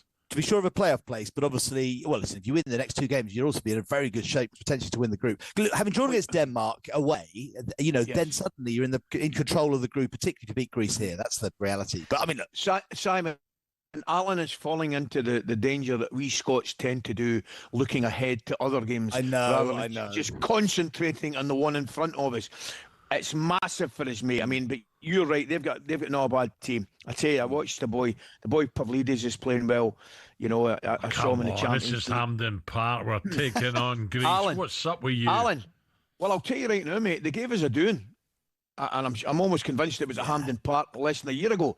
They are not a bad side, but but Scott McTominay to score the winner. He's always pops up on these big games with a great goal. That'll be my selection. McTominay, I think he's about 8-1 to score. So what else we got before Ali puts us off, Simon? What about Rangers next Rangers manager? What about next Rangers manager, Ali? Steven Gerrard now 4-6 to take over.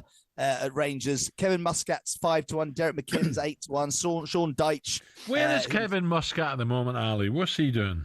Is he? Well, I tell you what he has done. He's won titles in Australia. He's won titles in Japan, and I think that sounds he's like won title. Do you know something's very, very similar, and that's why there's a train of thought that he might. Obviously, he's got history with the club as well, having played with the club, and there's a lot of the support wouldn't mind seeing Kevin Muscat at all. I believe he's head coach out in China. Well, there you are. Yeah. Division 6. Aye, right, very good. Aye. Look, this is the man. Hey, Simon, this is the man that put. Who wants that job? Why don't we ask that question? Who would take that job on? That's coming for the man that pummeled Big Ange before he got it. And Big Ange all of a sudden was winning cups and leagues. You're like, aren't you? No. I didn't pummel him. I said I didn't know who he was.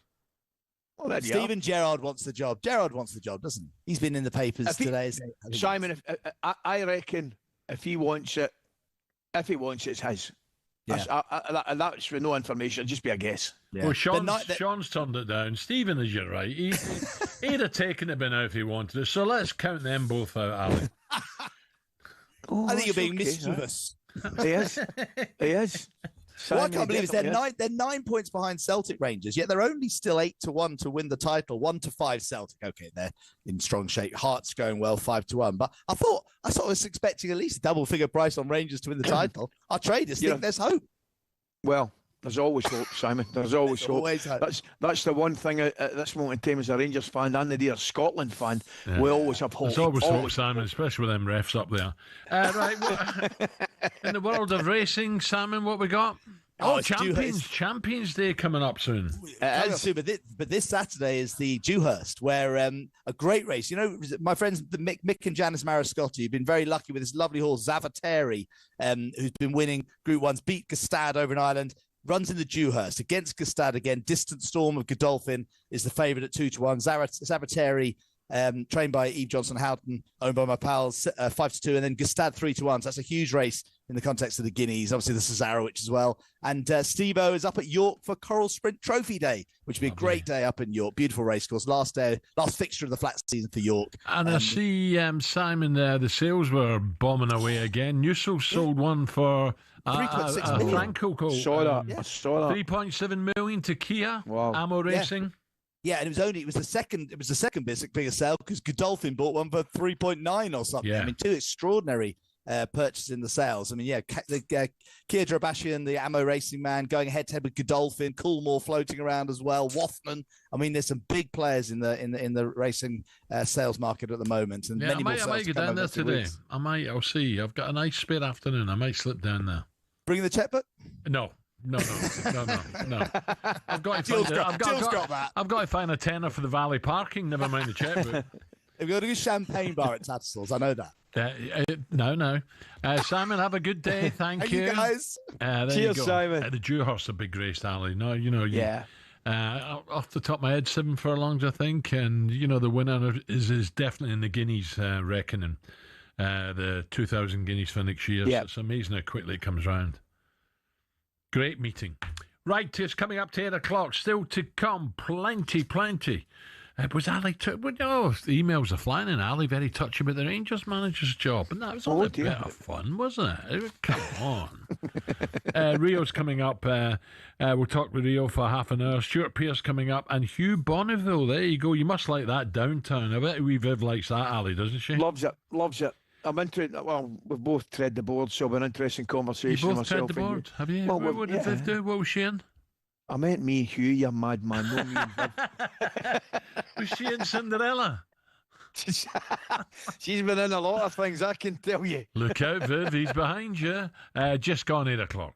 The Coral Daily Download on talkSPORT with Coral. We're here for the fans this season. 18 plus, gambleaware.org.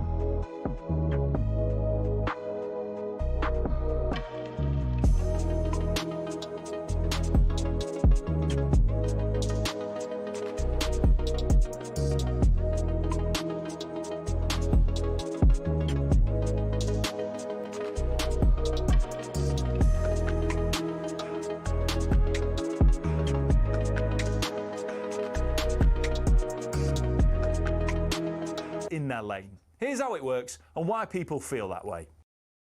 So clubs can only lose 105 million quid over 3 years, which sounds fair, but here's the kicker. Your limit includes how much you earn. So if you're one of the traditional top 6, you've got massive global revenue streams and you can spend way more while still technically following the rules. Meanwhile, ambitious clubs who've got money like Newcastle, Villa or Forest, well, they're bringing a knife to a gunfight. Newcastle might be backed by Saudi billions, but they just can't splurge the cash. Their commercial income isn't there yet. Want to buy world-class talent? Well, PSR says to him, your owner might have the money, but you're not making enough in shirt sales in Asia for that. The Magpies won their first domestic trophy since 1955, qualified for the Champions League, which you'd think would be a great springboard for them to go on and start building a team to challenge at the top. But because of PSR restraints, they couldn't break their wage structure for a new Alexander Isak contract, and look what's happened there. Nottingham Forest tried to invest to survive, they did that, but they got punished anyway. Meanwhile, clubs like Spurs, until last season, hadn't won a trophy in over 18 years, but because they rake in cash from the new stadium, they get a much bigger PSR allowance than a newly promoted club who are just trying to stay up. And let's not forget the loopholes these big boys are exploiting. Chelsea found the trick with those long contracts, selling the women's team. City are masters of related party sponsorships. Etihad this, Etisalat that, all within the rules, and fair play to them for capitalising on those opportunities. But what about the smaller clubs? They don't have that luxury. Now look, financial sustainability matters. Nobody wants another Bury or Morecambe situation. But there's increasing concern that rather than levelling the playing field, the current rules cement the existing hierarchy. So what's the solution? Well, either loosen the reins so ambitious clubs can spend within their means, or cap spending based on something other than revenue. Otherwise, we're just watching the same 6 teams swapping silverware most seasons while the rest play musical chairs for 7th. And that, folks, ain't what the Premier League was built on.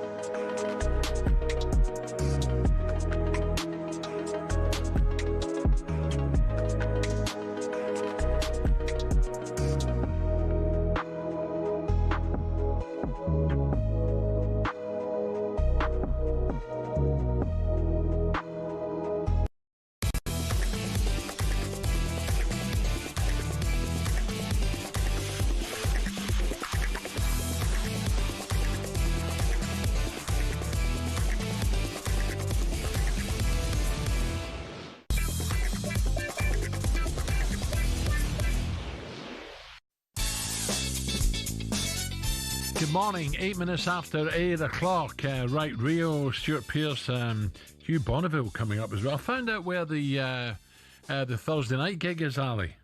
Or is it the Friday morning? Friday morning? Friday morning, yeah. Carlisle. Carlisle. Carlisle, I think.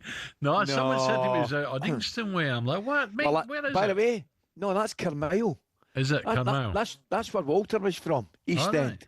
Yeah, and his family were from Carlisle. Oh, he was Shettleston.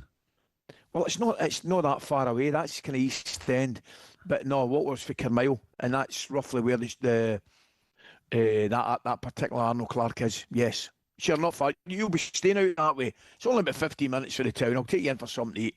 All right. You bring your credit card, are you? Aye. Well, I'll need to. The company you keep. Right, it's a rivalry. It's a rivalry old as time. As come Thursday night, England take on Wales, live on talkSPORT at Wembley for Alzheimer's Society, which is great news. As part of Alzheimer's Society official charity partnership with the FA, the game will be an Alzheimer's Society International.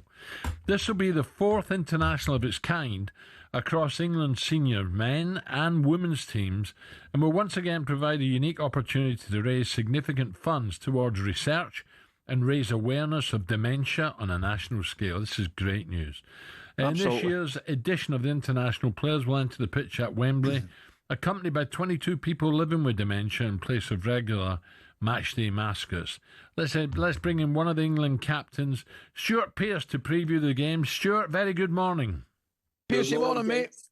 Good morning. Yeah, fantastic charity this is, to be fair. I went to Wembley a couple of months ago. They opened the dementia cafe there, where people living with dementia and their carers can come, and fantastic outlet for people. Do you know what, Stu? And listen, brilliant. We don't know, dementia's horrible, and we're going to talk about motor neuron as well a little bit later, but I was with Big Butch, Terry Butcher and Russell Osman about 10 days ago. Yeah. And we were chatting about, some of the problems in football and what footballers have got now, or some unfortunate ones have got. And I always remember and it just shows you how things have changed. that we were having a tricky little spell with Ipswich. We weren't clearing our lines well. You know, balls were coming in and we weren't getting rid of it, you know, getting it out the box and pushing up. So I always remember having a day where the coaching staff were thumping balls into the box, and there was Terry Butcher, Russell, Kevin Beattie, Alan Hunt, and all they was doing was heading and heading and heading. I know. And the rain come down and the balls get heavier, and there they were heading and heading, and that can never happen now. Never, Stu. No. There's guidelines. The amount of contact time in football now that you can do with the ball. You know, I think coaches are made aware of that now, and certainly my time at West Ham, that was the case, and we limited the contact time of heading with players. You know, and rightly so. We don't know the connection at the moment between that and dementia and whatever, but you know, we need to safeguard sports people. Absolutely, Ali. Yeah, I was just going to say, Pierce, it's something that we'll hopefully get to the bottom of soon, because you think the way things are going, there has to be some sort of link. But anyway, if I may move on to the game, Pierce, as we normally do in the media, when any England manager names a squad, the first thing we do is talk about the people that aren't in the squad. And obviously Jude Bellingham's name has come up there, Piercy. Now, I don't know what you think yourself, but I'm looking at his playing time recently. I think he's only started one of the last 3 for Real Madrid, you know, and I think the manager is well within his rights to leave him out this squad. But I fully expect Jude Bellingham to get back in, play a few games, get a bit of form back, and, you know, when it matters, get back in the England squad. Yeah, he's too good a player not to be out the squad, you would suspect. But I think it's saying... I think there's 2 things here. It depends how you want to read the story, Ali. It's either, you know, he's not got enough fitness, stay at your club and work on your fitness over this international period, or alternatively, there's a veiled message there that the team are bigger than any one individual. It depends which story you want to write and which line you want to go down. But I commend Thomas for making tough decisions. It is a tough decision. The easier decision would have been incorporate him in the squad, and no one's got anything to talk about, even if you don't play him, you know. But he'll play a part going forward, you know that. But he wants to build on what happened last international window, and he was really pleased with that. Stewie, I'm just time again. We need more time on this programme. Just a quick one. Nottingham Forest, Stuart, will they pick up? Will Ange get them? Will they get out of trouble? Not out of trouble, but will they start winning a few games and getting up that table? Yeah, there's a little bit of pressure on them, to be fair, but I think they will. They'll stick with him. The owner's made a big call, and the owner wants it to work, obviously. You know what I mean? When you make a big call, wasn't it? Massive call. When you make calls like that, he'll want him to do well, and he just needs that first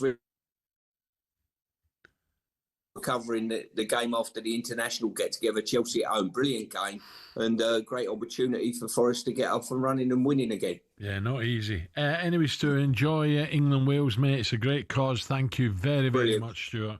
Enjoy it again. We're talking about Alan about Lewis Moody, motor neuron. Just horrible. You know, it's any of these charity bashes you go to now, I know it's difficult. Things are tough, things are tight, but if you can just afford a couple of quid or something like that, we've got to find cures. Simple as that. You know, it's not just sport, is it? You know, there's over 1 million people, Ali, in the country have got dementia. Over 1 million. Can you believe that? It's incredible. I know. I wasn't aware it was that big. Mate. It really is. And it's it's horrible. I knew it was. It was a very, very serious. Right, Rio Ferdinand coming up. We'll talk to Rio. It's going to be a very interesting chat. And we'll talk to Hugh Bonneville as well. Top actor. Coming up in the last hour, Alan Davis as well. Big Arsenal fan, comedian and writer. So, 8:15, travel time.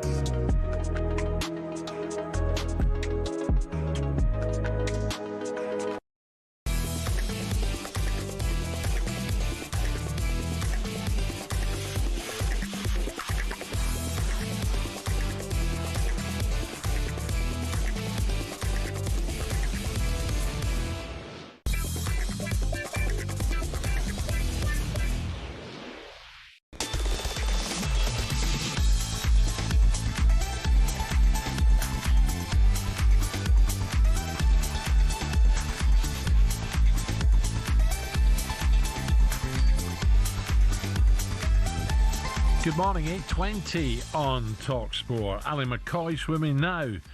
Stevie G, Steven Gerrard has been in the news, not only been strongly linked with the vacant Rangers job, but also he has slammed England's golden generation, including himself, by the way, as egotistical losers who made no effort to bond with each other socially, went together on England duty. Have a little listen to this. I think we were all egotistical losers. Yeah. Because I watch the telly now and I see Carragher sitting next to Paul Scholes on this fan debate, and they look like they've been best mates for 20 years. And I see Carragher's relationship with Gary Neville, they look like they've been mates for 20 years. I'm probably more close and friendly with you now than I ever was when I played with you for 15 years. So why didn't we connect when we were 20, 21, 22, 23? Was it ego? Was it rivalry? Was it... Why are we all mature enough now and at stages in our life where we're closer and more connected now? Why couldn't we connect as England teammates back then? And I think it was down to the culture within England that we were all never connected, all in our rooms too much. We wasn't friendly or connected. We wasn't a team. No. We never at any stage become a real good, strong team. It's an interesting one, Ali, isn't it? Very briefly, because I want to talk to Rio about it. I remember Stevie Nicol. Do you remember Stevie Nick? Aye, absolutely. Air United. He was at Air United at the time. Oh, I could tell you a couple of stories about Stevie. I'll tell you a quick one, under 21s, because I don't want to keep Rio. And Stevie Nick was doing really well for Air. I think Benny Rooney might have been his manager. Would that be right, Air United? Maybe Willie McLean. Well, it was anyway, he was chatting about what's it like down south, and I could tell I've caught one here. And he's asked the wrong person. I thought I'll wind him up here. I said, it's brilliant, down here. He said, well, what sort of, he was hinting what sort of money's about, right? What sort of cars you have, what sort of house you have. I'm like, you mean houses, I had nothing like that when I was that age, right? And I wound him and wound him and I wound him. He said, that's it. When I get back to the club, I'm transferred right away. I'm off. I'm coming down south. So, he's a great lad. I played against, believe it or not, I played against Stevie when he was at Air United. It was St Johnson. We were two young kids and we played against each other. Brilliant boy. The biggest feat of a footballer I've ever known. Oh, aye. 13s, I think. It might have been 14s. More. Oh, man, he ran about like Claude Hopper, wasn't he? Right. What about that Steven Gerrard there? Incredible. Talking about... I can understand what he's saying, though, definitely. Delighted to say, to give us all the insight in the interview, the man himself joins us now, 14-time major trophy winner at Manchester United, Rio Ferdinand, who talked to Stevie G. Rio, a very good morning. Rio, good morning, mate. How you doing, guys? You all right? Yeah, Rio, I can totally understand what Stephen's saying there. But obviously there's massive rivalry at club level, especially United, Liverpool. And, you go there, but you want to say be nice and be pals and stuff. But at the same time, the rivalry at club level just tends to, keep you apart slightly. It did then. I think hopefully it's changed now. Yeah, and I think in the interview, I think Stevie talks about Gareth Southgate kind of bridging that gap. And I think not only Gareth Southgate and his staff have done well with England in that sense, because they took it from how bad it was with us and our generation to these guys can't wait to meet up. But I think social media's played a huge part as well. These guys talk to each other on social media constantly, like each other's pictures, etc. Whereas if I was playing in the same team as Stevie, I'd play against him probably twice, maximum maybe 3 times if it's a cup game. Yeah.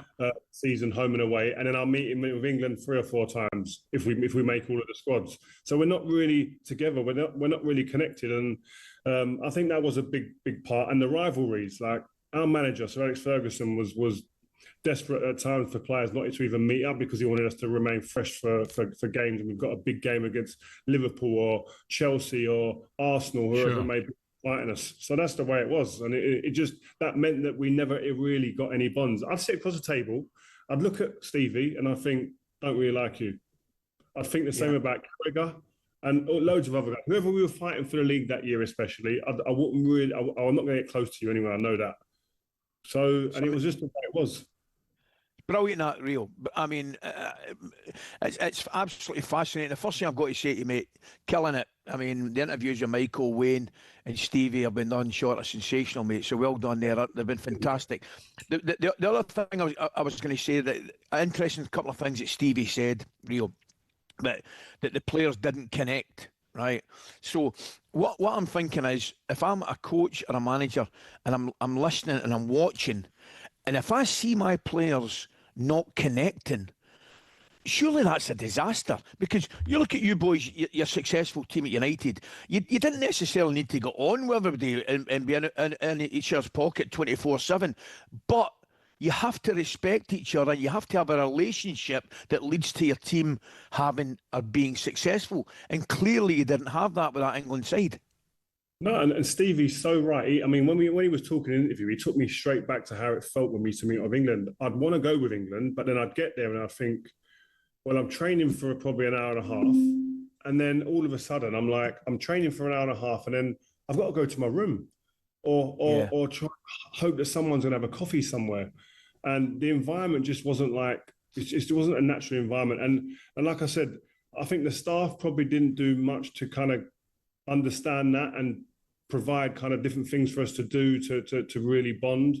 And the difference is with our clubs, we had we done loads of different stuff, whether it was card schools, whether it was playing computer games, etc. But we're traveling around together. I don't know what it was. I think no matter what anyone tried to do at that time, we had a group of players that were so strong-willed and were so adamant that their clubs had to be successful. And the clubs were run by serious people. So Alex Ferguson, David Gill, Mourinho at one time, Arsene Wenger at another time. Do you know what I mean? Yeah. Liverpool's institution itself, it was just strong. It was the personalities behind the scenes were probably adding to the disconnect that we had as players as well. Rio, what about lunches and dinners? Was there set places to sit, or would you tend to sit with United players, or players that you played with in the past, or would sitting next to a Liverpool player, would that be a no-go? Yeah, it changed up. Well, you normally text your mate when you're going down for lunch or for dinner. Like Wazza would message me, or I'd message Wazza, or whoever, Wes Brown, or whoever it was. I was a bit more of a mixer because I was from London. I'd played with Frank, and I knew a lot of the other London boys anyway. So that was probably a little bit different for me. But most guys would be hoping that they'd roll into the dinner room with one of their mates from their clubs. And we tried sitting at a long table where you had to mix in a bit more, or you had 4 or 5 different separate tables. You'd normally get the Man United table, the Chelsea table, and then a few others mixed up with the other ones. But so it didn't work like that, and it never found a way to working. But I do regret that we didn't find a way to be more kind of like a palatable kind of environment for us all to be able to achieve something, because we did have players that were playing in the biggest games around Europe and in the Premier League and winning things, and we should have done better than we did. Not that we should have won, because there were very good teams around us, like Brazil with Ronaldo, Ronaldinho, Roberto Carlos, Cafu, etc. And you had France as well. There were some great teams about. Rio, hang about if you don't mind, because I want to talk more about your fantastic interviews you've been doing. Rio Ferdinand Presents. We'll talk a little bit more about the England situation, about Wayne Rooney as well, and Steven Gerrard. Where's Steven going next? That's coming in a tick. Rio Ferdinand with us with Ali. 8:28.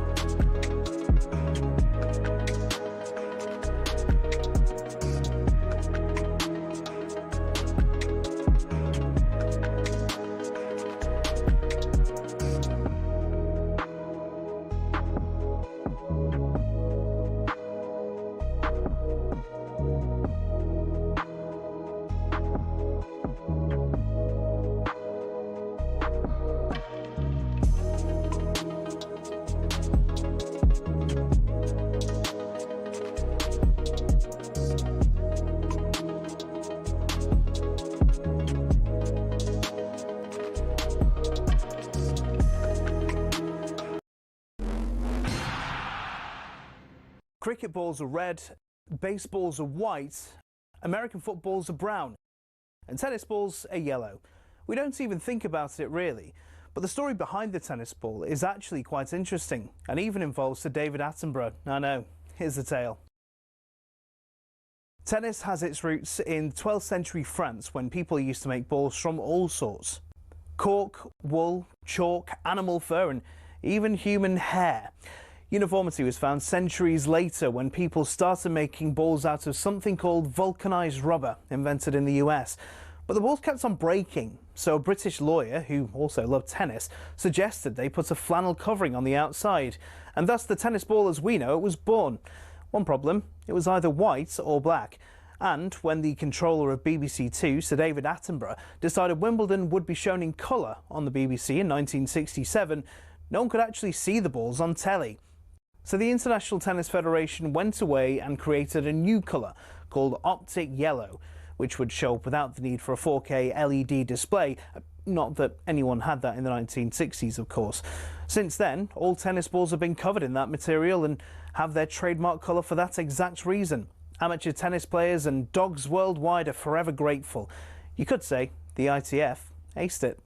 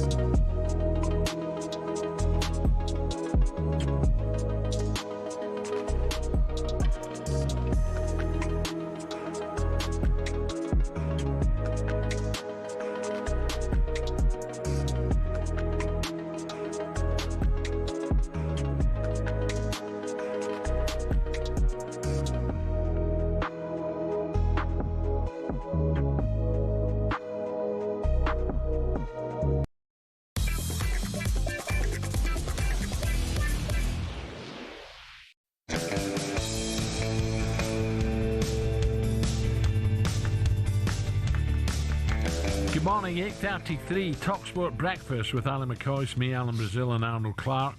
Get £750 off any used electric car or home charger, and delights to say England and Manchester United legend Rio Ferdinand still with us. Don't forget, hear Rio's interview with Scholes and Gerrard live on Rio's YouTube channel, Rio Ferdinand Presents, as well as selected clips on the talkSPORT YouTube channel as well. Now, Ruben Amorim reached 50 games in charge of United on Saturday, beating Sunderland 2-0 at Old Trafford to make it 19 wins, 12 draws and 19 losses from those 50 in all comps.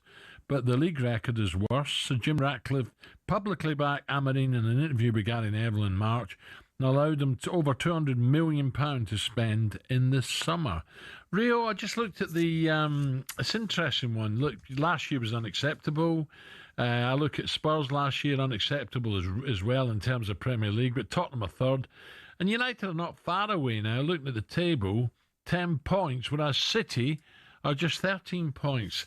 So is this a case of, let's get the international game out of the way, United, I think it's Liverpool next, but some big games coming up. But they've gone this far. Surely they're going to give them to the end of the season. Yeah, I don't know if they're looking as far as the end of the season, but I think that Manchester United, we've chopped and changed managers. We've been there, we've done that. I think you've got to show some form of kind of giving the manager time. But at the same time, I understand fans and people that support Manchester United in where patience does run thin, because this is a results-driven game. But there's no two ways about it. And my thing is more about seeing some consistent traits that are positive around the team, not just in consistency in results, but also positive traits that I'm seeing certain traits that you look at in a team and go, I can see that's coming through. There's obviously something being worked about there. I can see that, and that's been a bit of a problem that I haven't seen. The only consistent thing is inconsistency, if I'm being honest, and that's the main thing, and that's what I think Ruben Amorim has to get away from. He has to form some sort of momentum within this team and build confidence over that a short period of time to allow these players to start feeling confident. I just look at Man United's team and individuals now, and I just feel like they are that more than anything. That you find out about your players when things aren't going too well, and it's happening often. It's not going too well often for a Man United player, but immediately there's a tightening of the body language, and it's all about protective mode, and I'm going to protect myself here. Teams that do well and that improve and go on to achieve things are about protecting each other. First thought. It's not about the individuals. It's about this. How are we going to get better? How are we going to score? How are we going to stop them scoring? And as soon as they can get to that, through some momentum, through some picking up points, then we'll see a better Man United. But the manager, unfortunately, he's got to start picking up results in that time as well. Rio, I'm with you, mate. I actually think I'm at the stage now with United where I think that the manager actually has to be given a little bit more time, and I'll tell you why. Yes, he spent a lot of money. I think the forward line has improved. I don't think there's any doubt about that. Cunha's a good player, and Buemo, and I think Šeško will score goals. But I think different segments are. If you look at the team, mate, and you look at the players, in layman's terms, the players in the Manchester United defence and midfield are not as good as the midfield and defenders, whether it's Arsenal, whether it's Liverpool, whether it's City, you could argue Spurs and all these teams.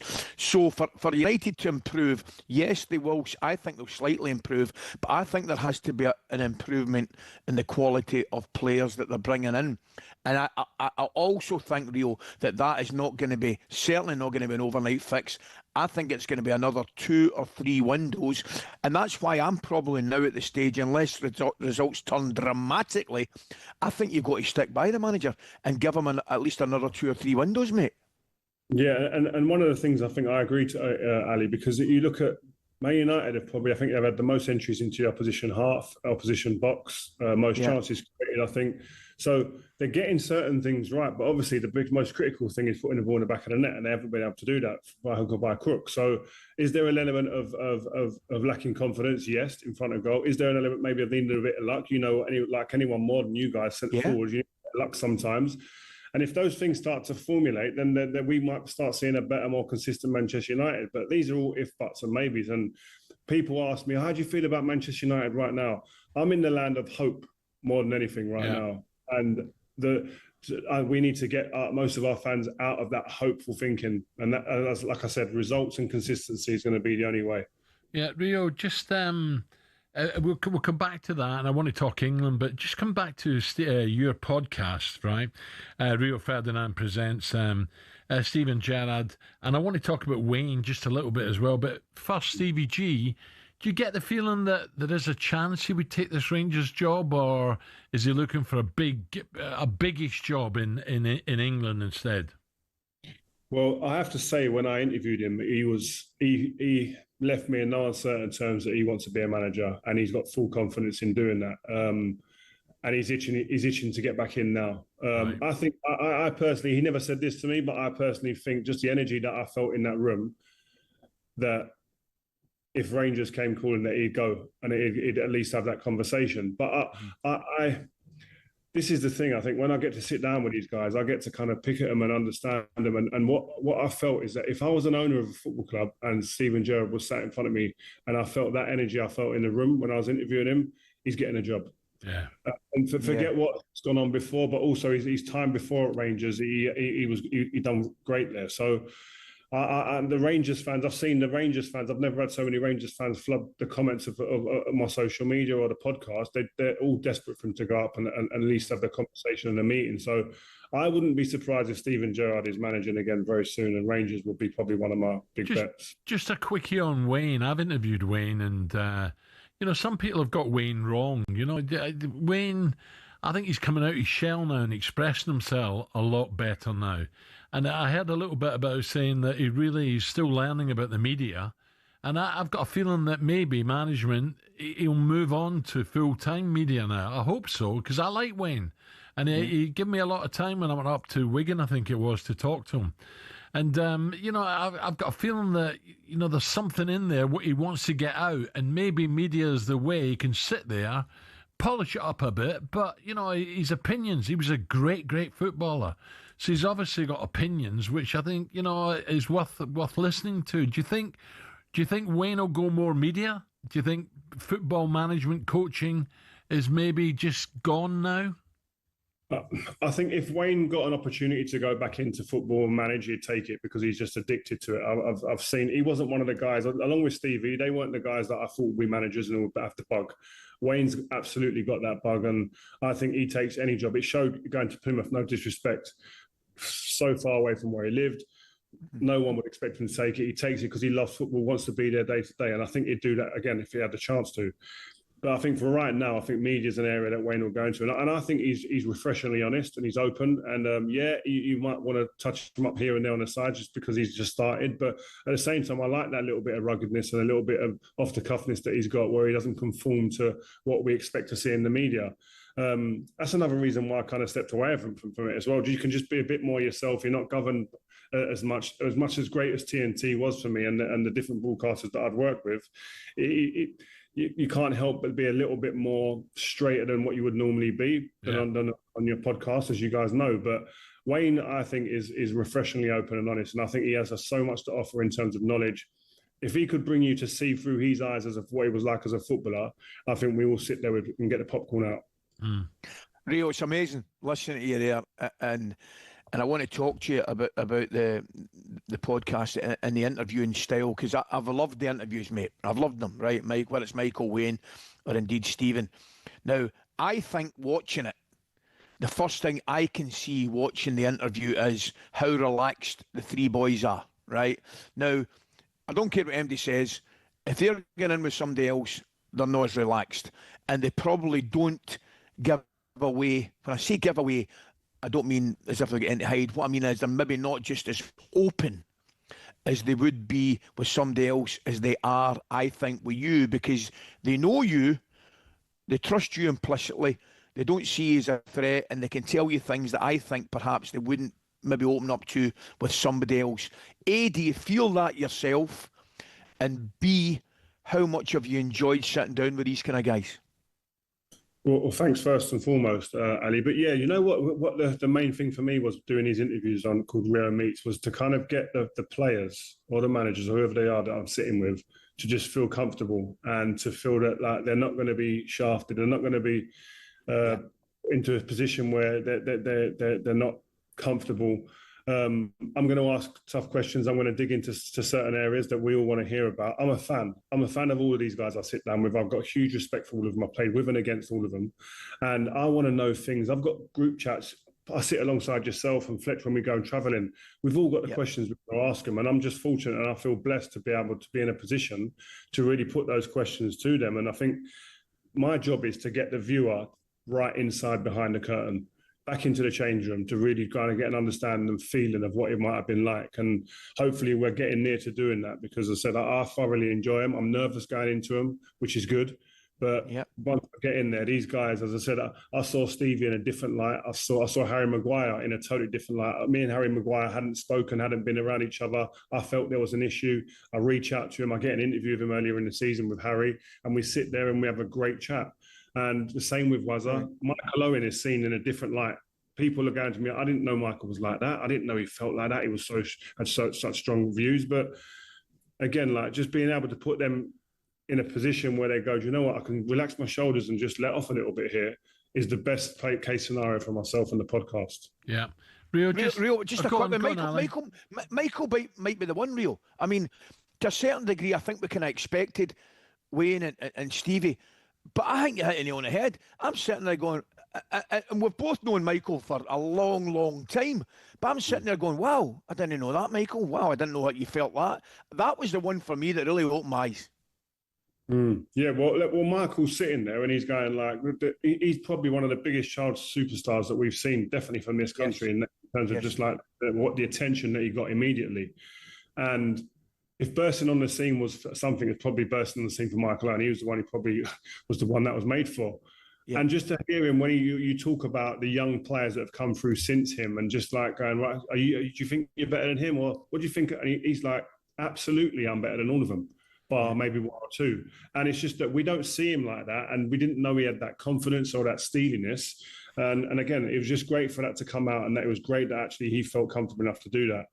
Rio, I really appreciate your time this morning. I'm glad you're enjoying your podcast. It is different, but is clearly something that I'm pretty sure you're really, really enjoying doing, getting the best out of people and getting in behind the scenes, because the punters, the fans, they want to hear it all. So thank you very much and keep it going. Well done, mate. Brilliant, big fella. Glass of red when you're ready. Glass of red when you're ready, big fella. You'll be the one choosing the glass of red. And Al, we got to see each other again in Singapore, or where are we going to see each other?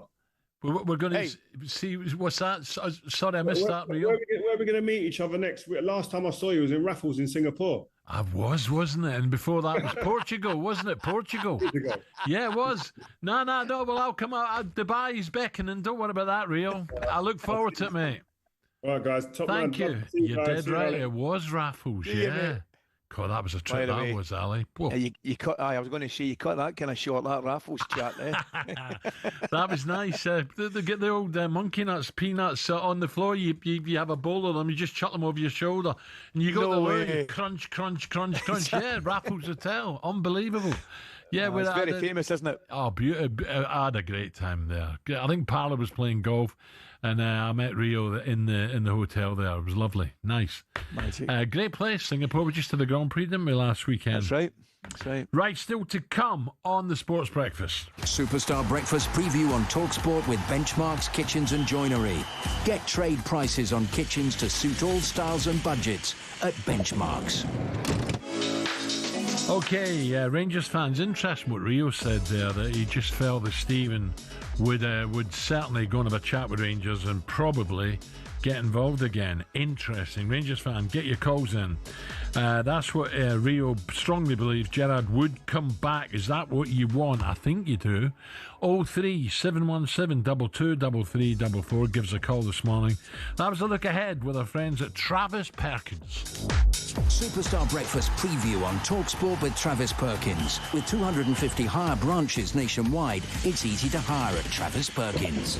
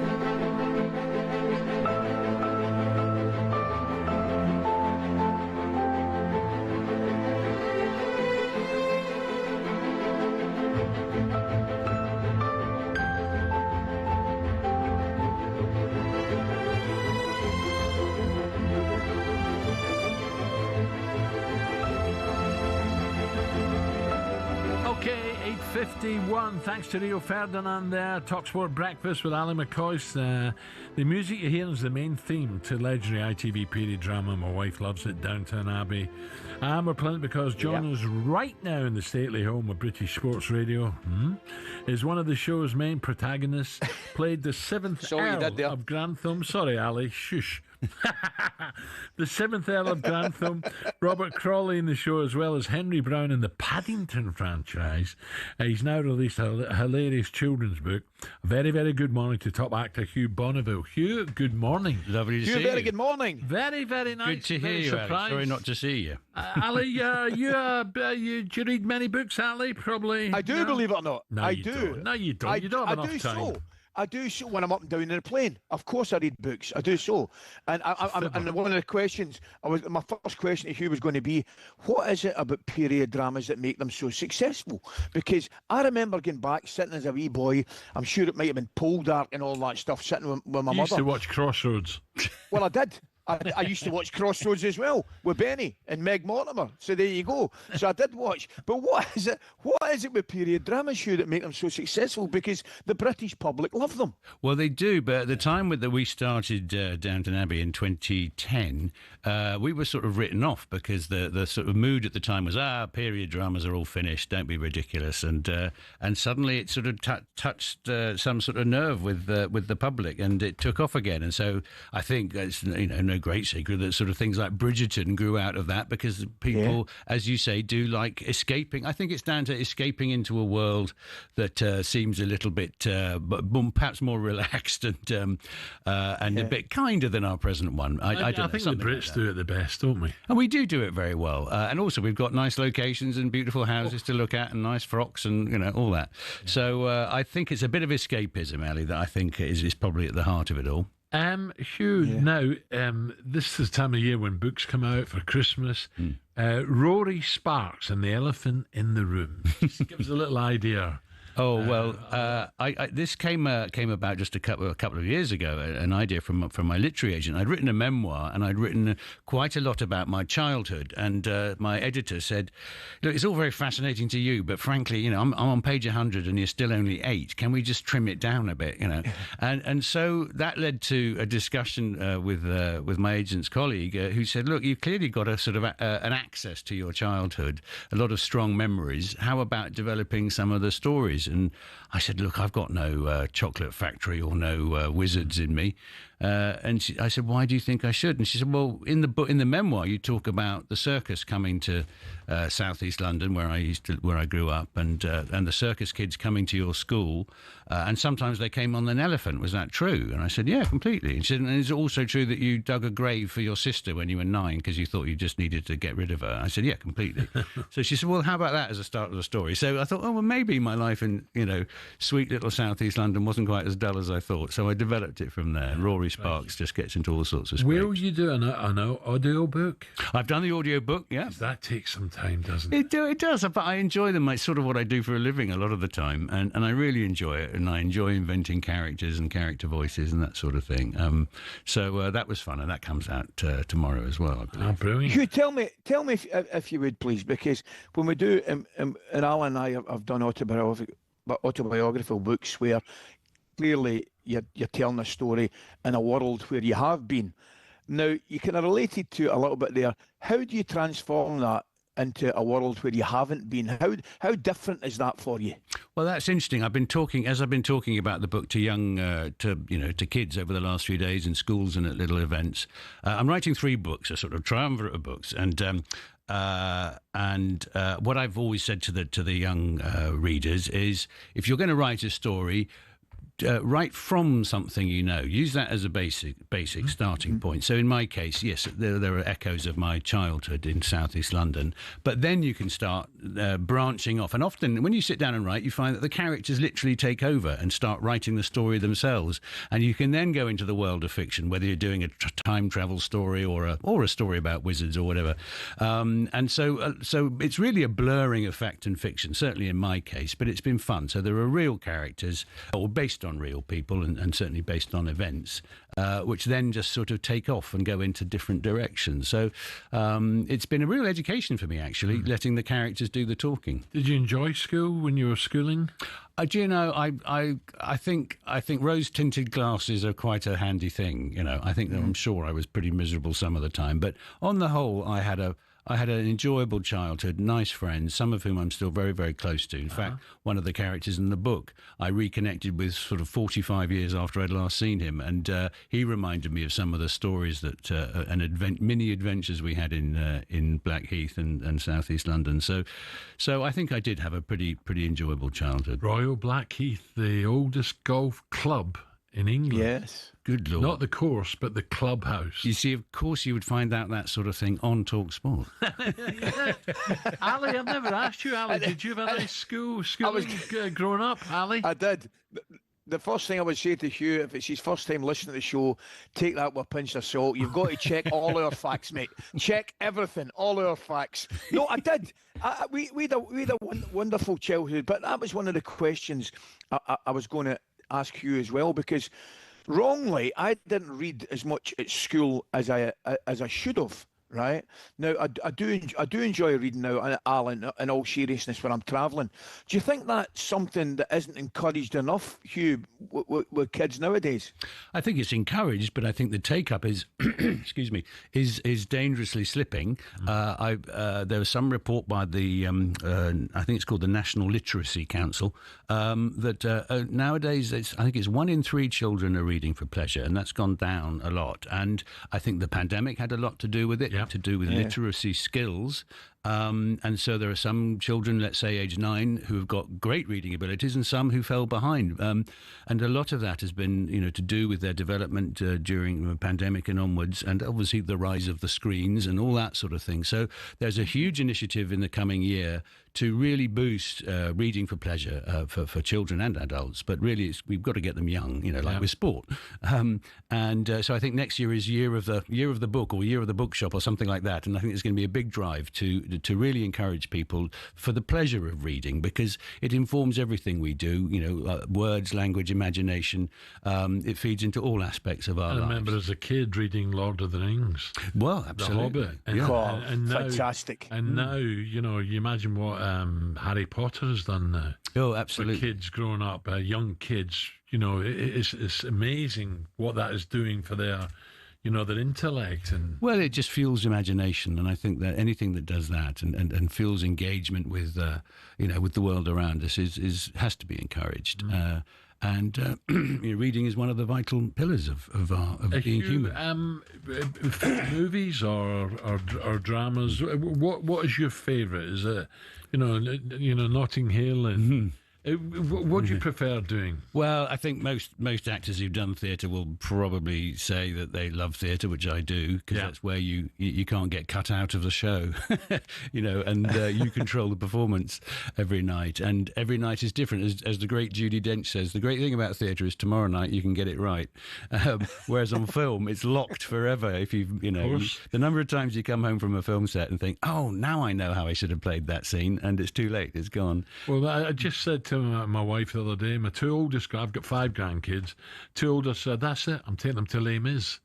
I just adored Les Mis. Now, I was wondering if they're old enough, 12 and 10, but probably. I think so. I can remember going to see, I'd bought tickets on a whim in 1980, whatever it was, 5 or 6, and this show at the Barbican Theatre, the RSC were putting on, called Les Mis, and I just bought a ticket on a whim, went to a 3rd preview, and I remember being completely blown away, and I sort of stood on my chair cheering at the end.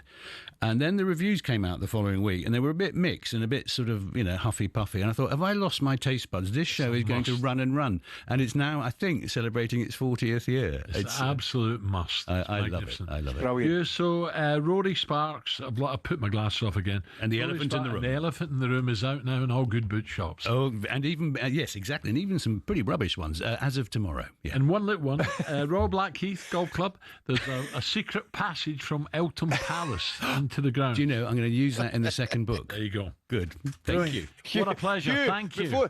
Before I let you go, Hugh, but I can't let you go. I've just received, my missus is away dropping the wee one off at the school, and she's just texted me and say, make sure you tell Hugh, me and the girls went to see the film last week and they loved it. So there you are. You've got the vote of confidence for wee Viv. There you are. Thank you. Downton Abbey, the grand finale, is still in cinemas, I think. Brilliant. Thank you. Thank you. Great. Enjoyed that, Hugh Bonneville. All the best.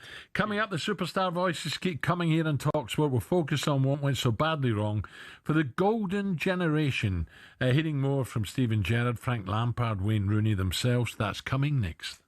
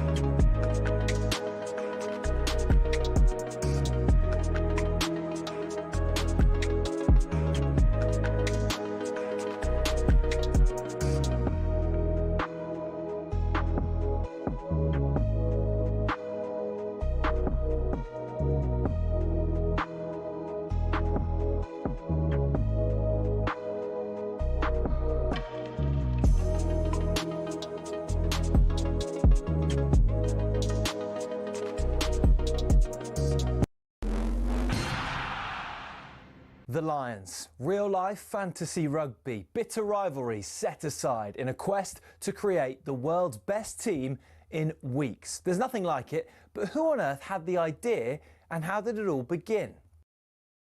Incredibly, the first Lions tour was organised and funded by three men who played in England's first ever Test cricket match. Opening bowler Alfred Shaw, opening batsman Arthur Shrewsbury and captain James Lillywhite. The 1888 Lions squad then, made up of 17 English, 4 Scots and 1 Welshman and a Northern Irishman, took a 46-day boat trip to New Zealand before heading to Australia. The Lions weren't alone on the boat. Also on board were 300 stoats and weasels who were brought over to eliminate New Zealand's rabbit problem. The first ever Lions captain, Robert Seddon, died of drowning midway through the tour while sculling on a river. Andrew Stoddart, who was another of the cricketers there, took over and was the star of the tour. The next one was the first to get official recognition from the RFU against the newly formed Springboks. Although the Lions won the series and beat the Boks again 5 years later, in the 12 series since in South Africa, they've only won 2. New Zealand has proved an even tougher hunting ground, just the 1 series win for the Lions in 11 attempts, which came in 1971. And then there was that nail-shredding drawn series in 2017, only the second in Lions history. Only once have the Lions clinched a series after losing the first test, 1989, when David Campese's infamous ghost pass was pounced upon by Ian Evans. Before World War II, the Lions had a dark blue strip, which on the 1930 tour forced the All Blacks to play in all white. So in 1950, the iconic red shirts, white shorts and blue and green socks combination was born. It remains the symbol of the greatest alliance of adversaries in all of sport. To borrow the phrase from Jim Telfer, the Lions is Everest.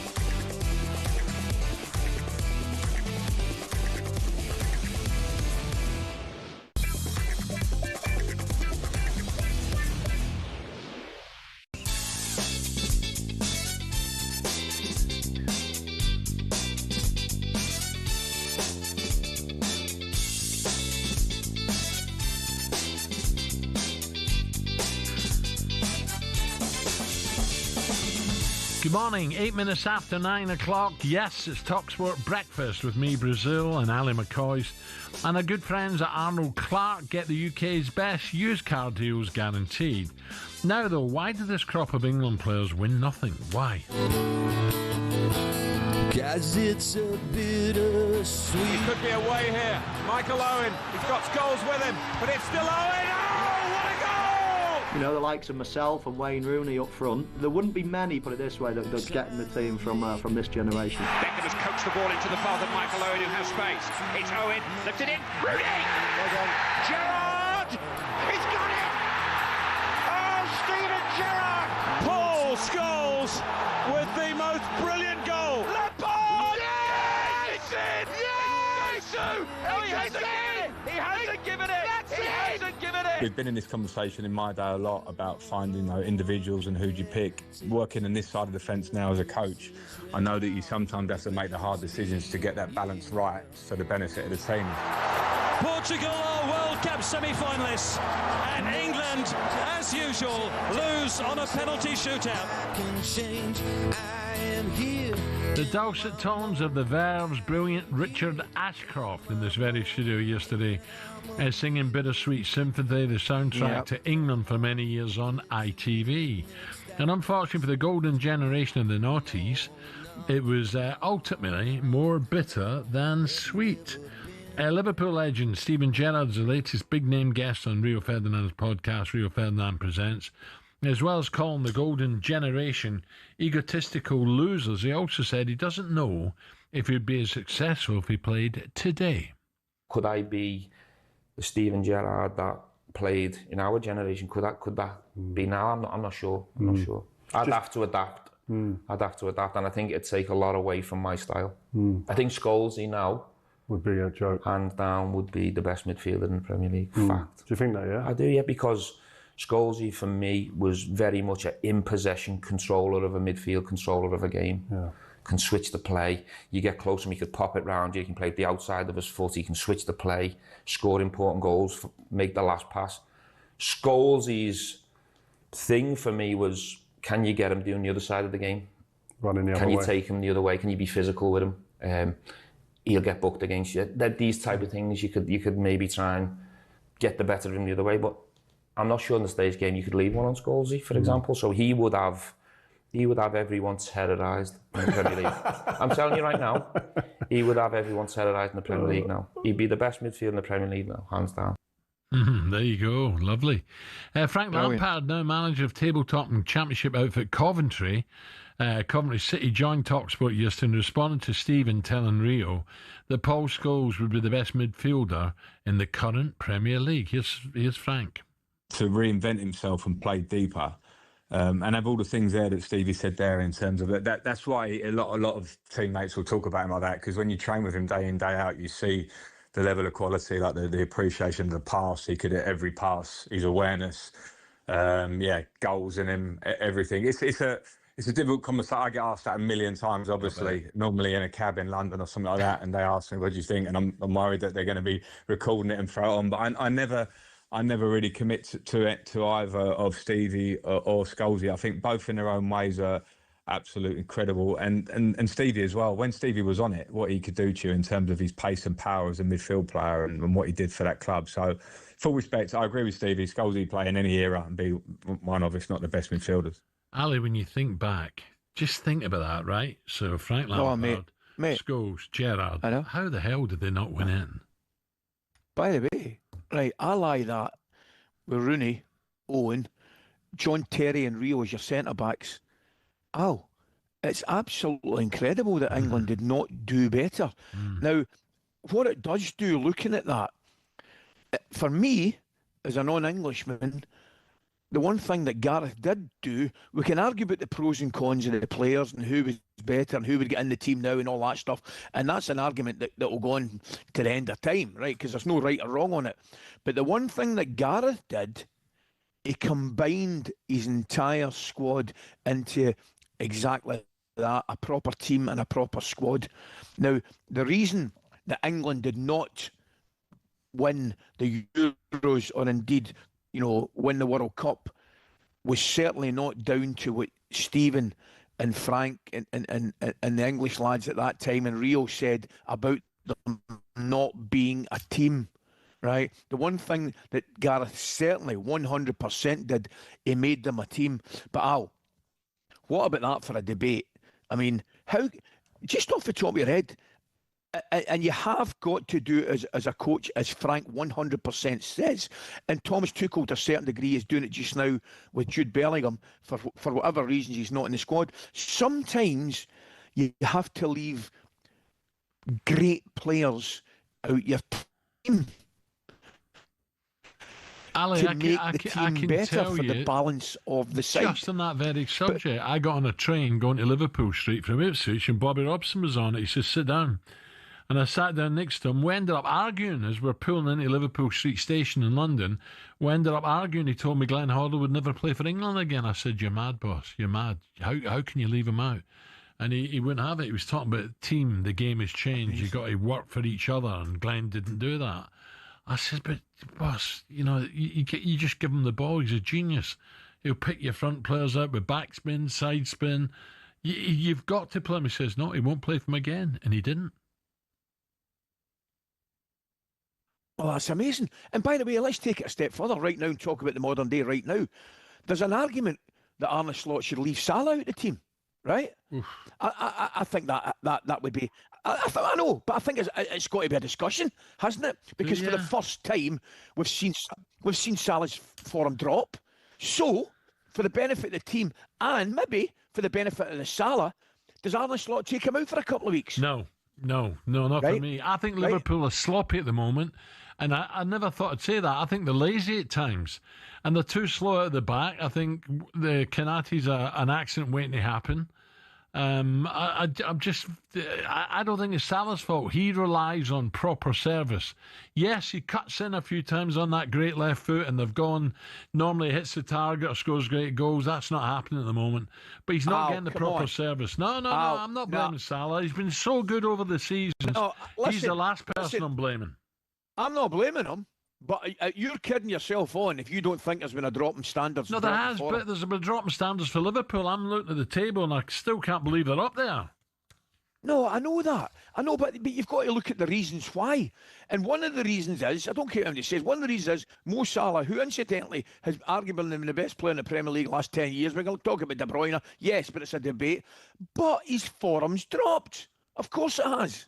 Yeah, but you just got to let him play through that. Well, that's a different argument. That's an opinion, which I respect.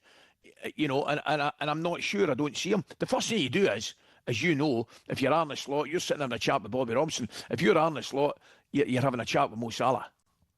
I'm sure he is. I'm pretty sure he is. Of course. But I'm sure Mo will be saying, I'm not getting the ball as early as I want. I'm not getting the ball in the right positions. You know what it's like as a player. But there's no doubt Arne Slot's not just ignoring it. He'll be chatting to Mo, and he'll be chatting to other players. I think Liverpool's midfield at the moment is not very poor, is poor compared to the standards we're used to, and that's affecting Salah. It's my opinion. I agree with you to a certain degree. I agree with you a big degree. I also think they're missing Trent. I mean, you're now putting one of your better midfield players and playing him at right back occasionally. Slobozlai, and I also think Trent had a relationship with the man we've just spoke about, Salah, ahead of him. We heard Lauro on yesterday, Matt Lawrence on yesterday, and he said the exact same thing. He thinks Salah to a certain degree is missing Trent, and so do I. Yeah, I think two full-backs and Kanati for me at the moment are. I can't believe the sloppy passing as well. It's unbelievable. Anyway, back to that in a minute. 9:17.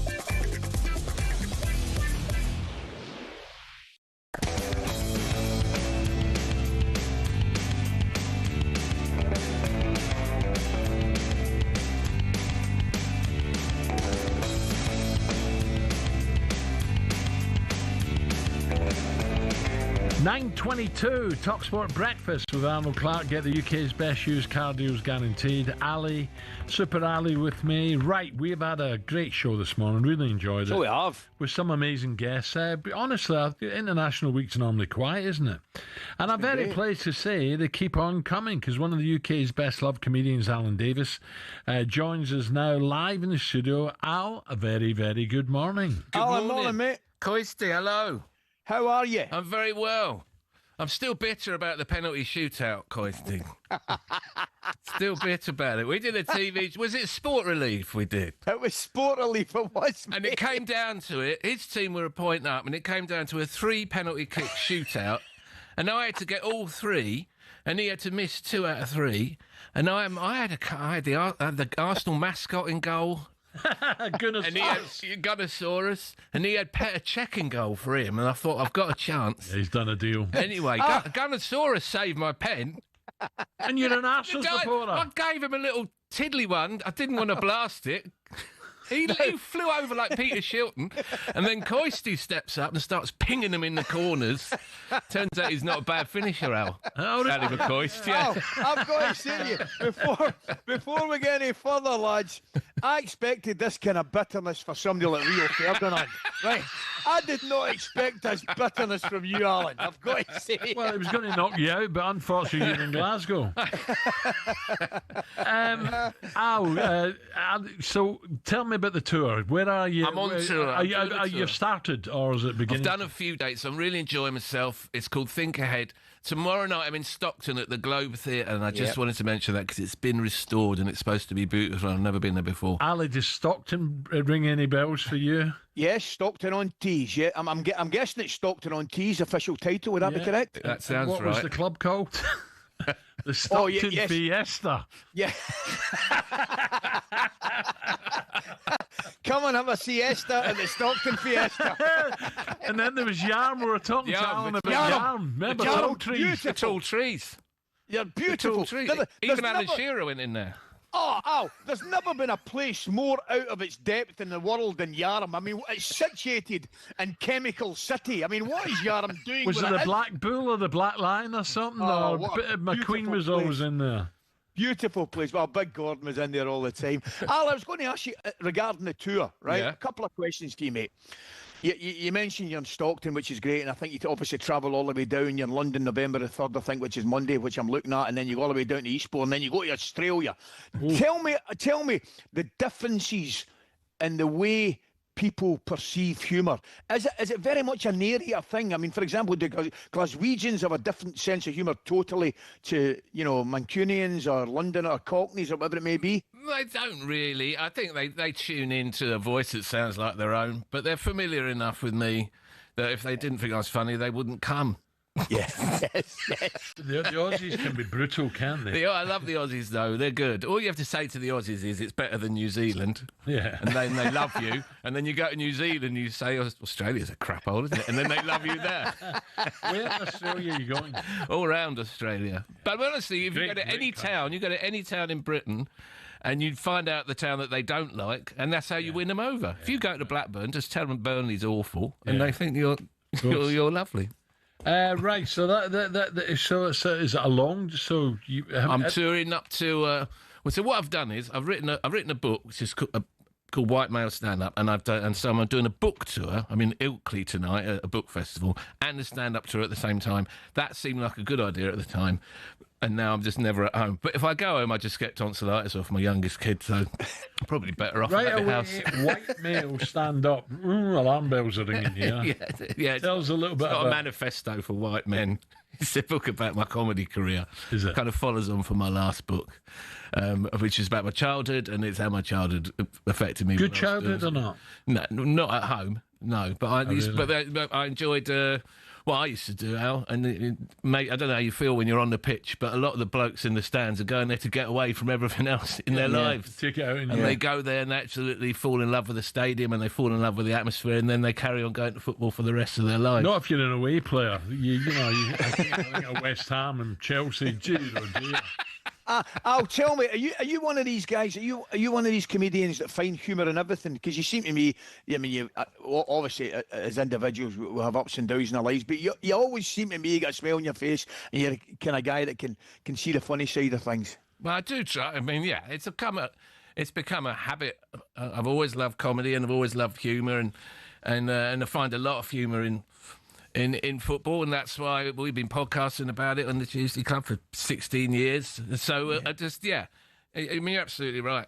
It's the funny side. Just trying to find the funny side. But it's difficult now. You've got to be so conscious of what you can say, what you can get away with, what you can't, who you're going to upset. Unless you're Ricky Gervais, of course. It's unbelievable, isn't it? You can't say anything nowadays. Yeah, you've got to be slippery. You've got to keep on your toes now. Yeah, keep moving. Top on the toes. Arsenal are on the toes at the moment. Arsenal looking good. Wow, aren't they looking good? Yeah, we're excited, but also very aware that second place we've worn a patch there.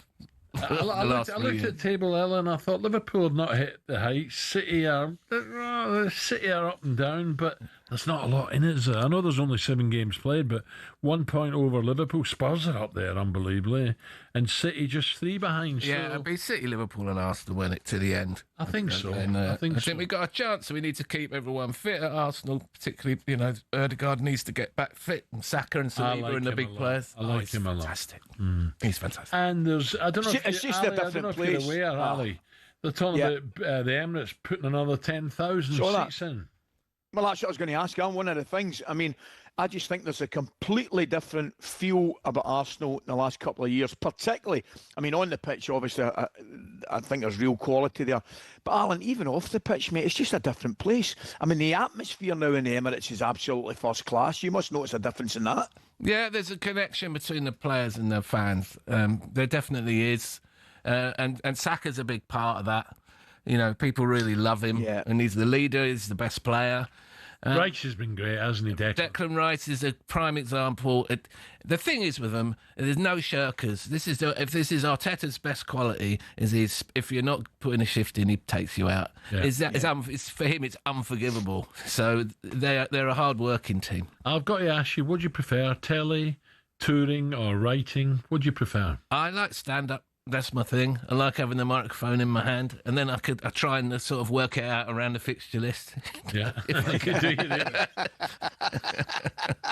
So the next couple of gigs are where? Sorry, you get Stockton? I'm going to Stockton, yeah, like you said. There's a few, Manchester, Oxford, Eastbourne. I'm going all over the country, yeah. I think it's AlanDavis.live. That's the promoter set that up for me it's easy for me to remember. I hope the old throat and chest holds up. Thanks, mate. Brilliant, Alan Davis there. So brilliant, check that out. Have a look at the tour date before he heads down under. Right, coming up 9:30.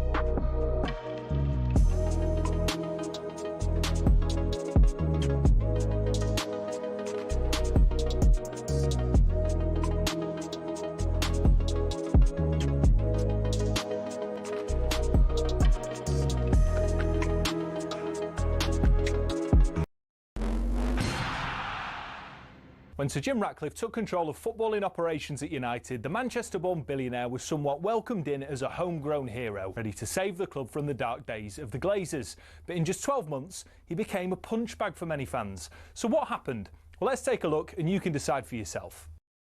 Over the last 3 years, the club lost 300 million quid, and Ratcliffe rightfully committed to sorting that. But what seemed to get fans' backs up is the way he went about it. For example, talkSPORT understands staff lunch options at the Carrington canteen have been reduced to just soup and sandwiches, which the higher-ups at the club say will save them 1 million quid a year. Now, that might make sense for many who don't get free meals at work themselves, but it does get a little bit more picky than that. It was reported that after staff brought some stationery, they were ordered to send sellotape back because it wasn't considered to be essential. And the reward for being Steward of the Week used to be 50 quid, but that was scrapped and replaced by a paper certificate. But it's not just seemingly stingy decisions. In 2024 alone, Ratcliffe oversaw 250 redundancies, and more were announced at the beginning of 2025. Now, while there are people who acknowledge United's staff numbers are overinflated, it's the optics which aren't great. Add to the mix the introduction of a flat ticket price of 66 quid for every fan, even children, while Casemiro's on 350 grand a week, and the frustration of fans reached fever pitch. Time will tell whether Ratcliffe's cost-cutting measures will improve outcomes at the club, but one thing's for sure, there's a long way to go for United to be back where many say they belong.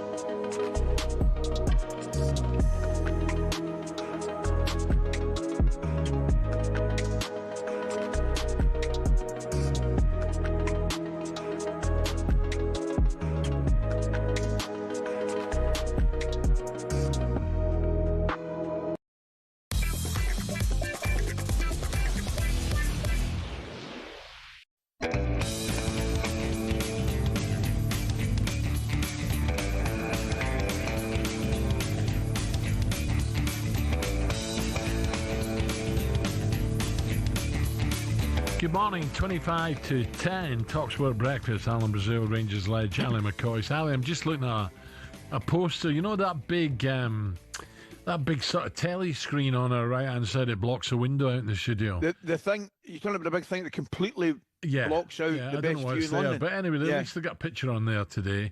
Richard Ashcroft live on Drive, that was last night, but I'm just looking at the picture, the sun going down, beach. He's got a guitar on his right hand. Reminds me of Barbados. Fantastic. You've not been there for a while, mate. Sundowners. Oh, there's a great bar there, Sundowners. You and Jill normally like a wee trip over there. Is she going off Barbados, is she? She's going off everything. Holidays, me, everything. Honestly. She's just a grandmother. Well, I can understand you, but the holidays bit, the holidays bit, I'm struggling to understand. No, she was in great form up at Glen Eagles. She must have loved the Glen Eagles, mate. She did, very much so. Yep. Yeah. But they all want to come next time. I'm like, crikey, let me save up for it.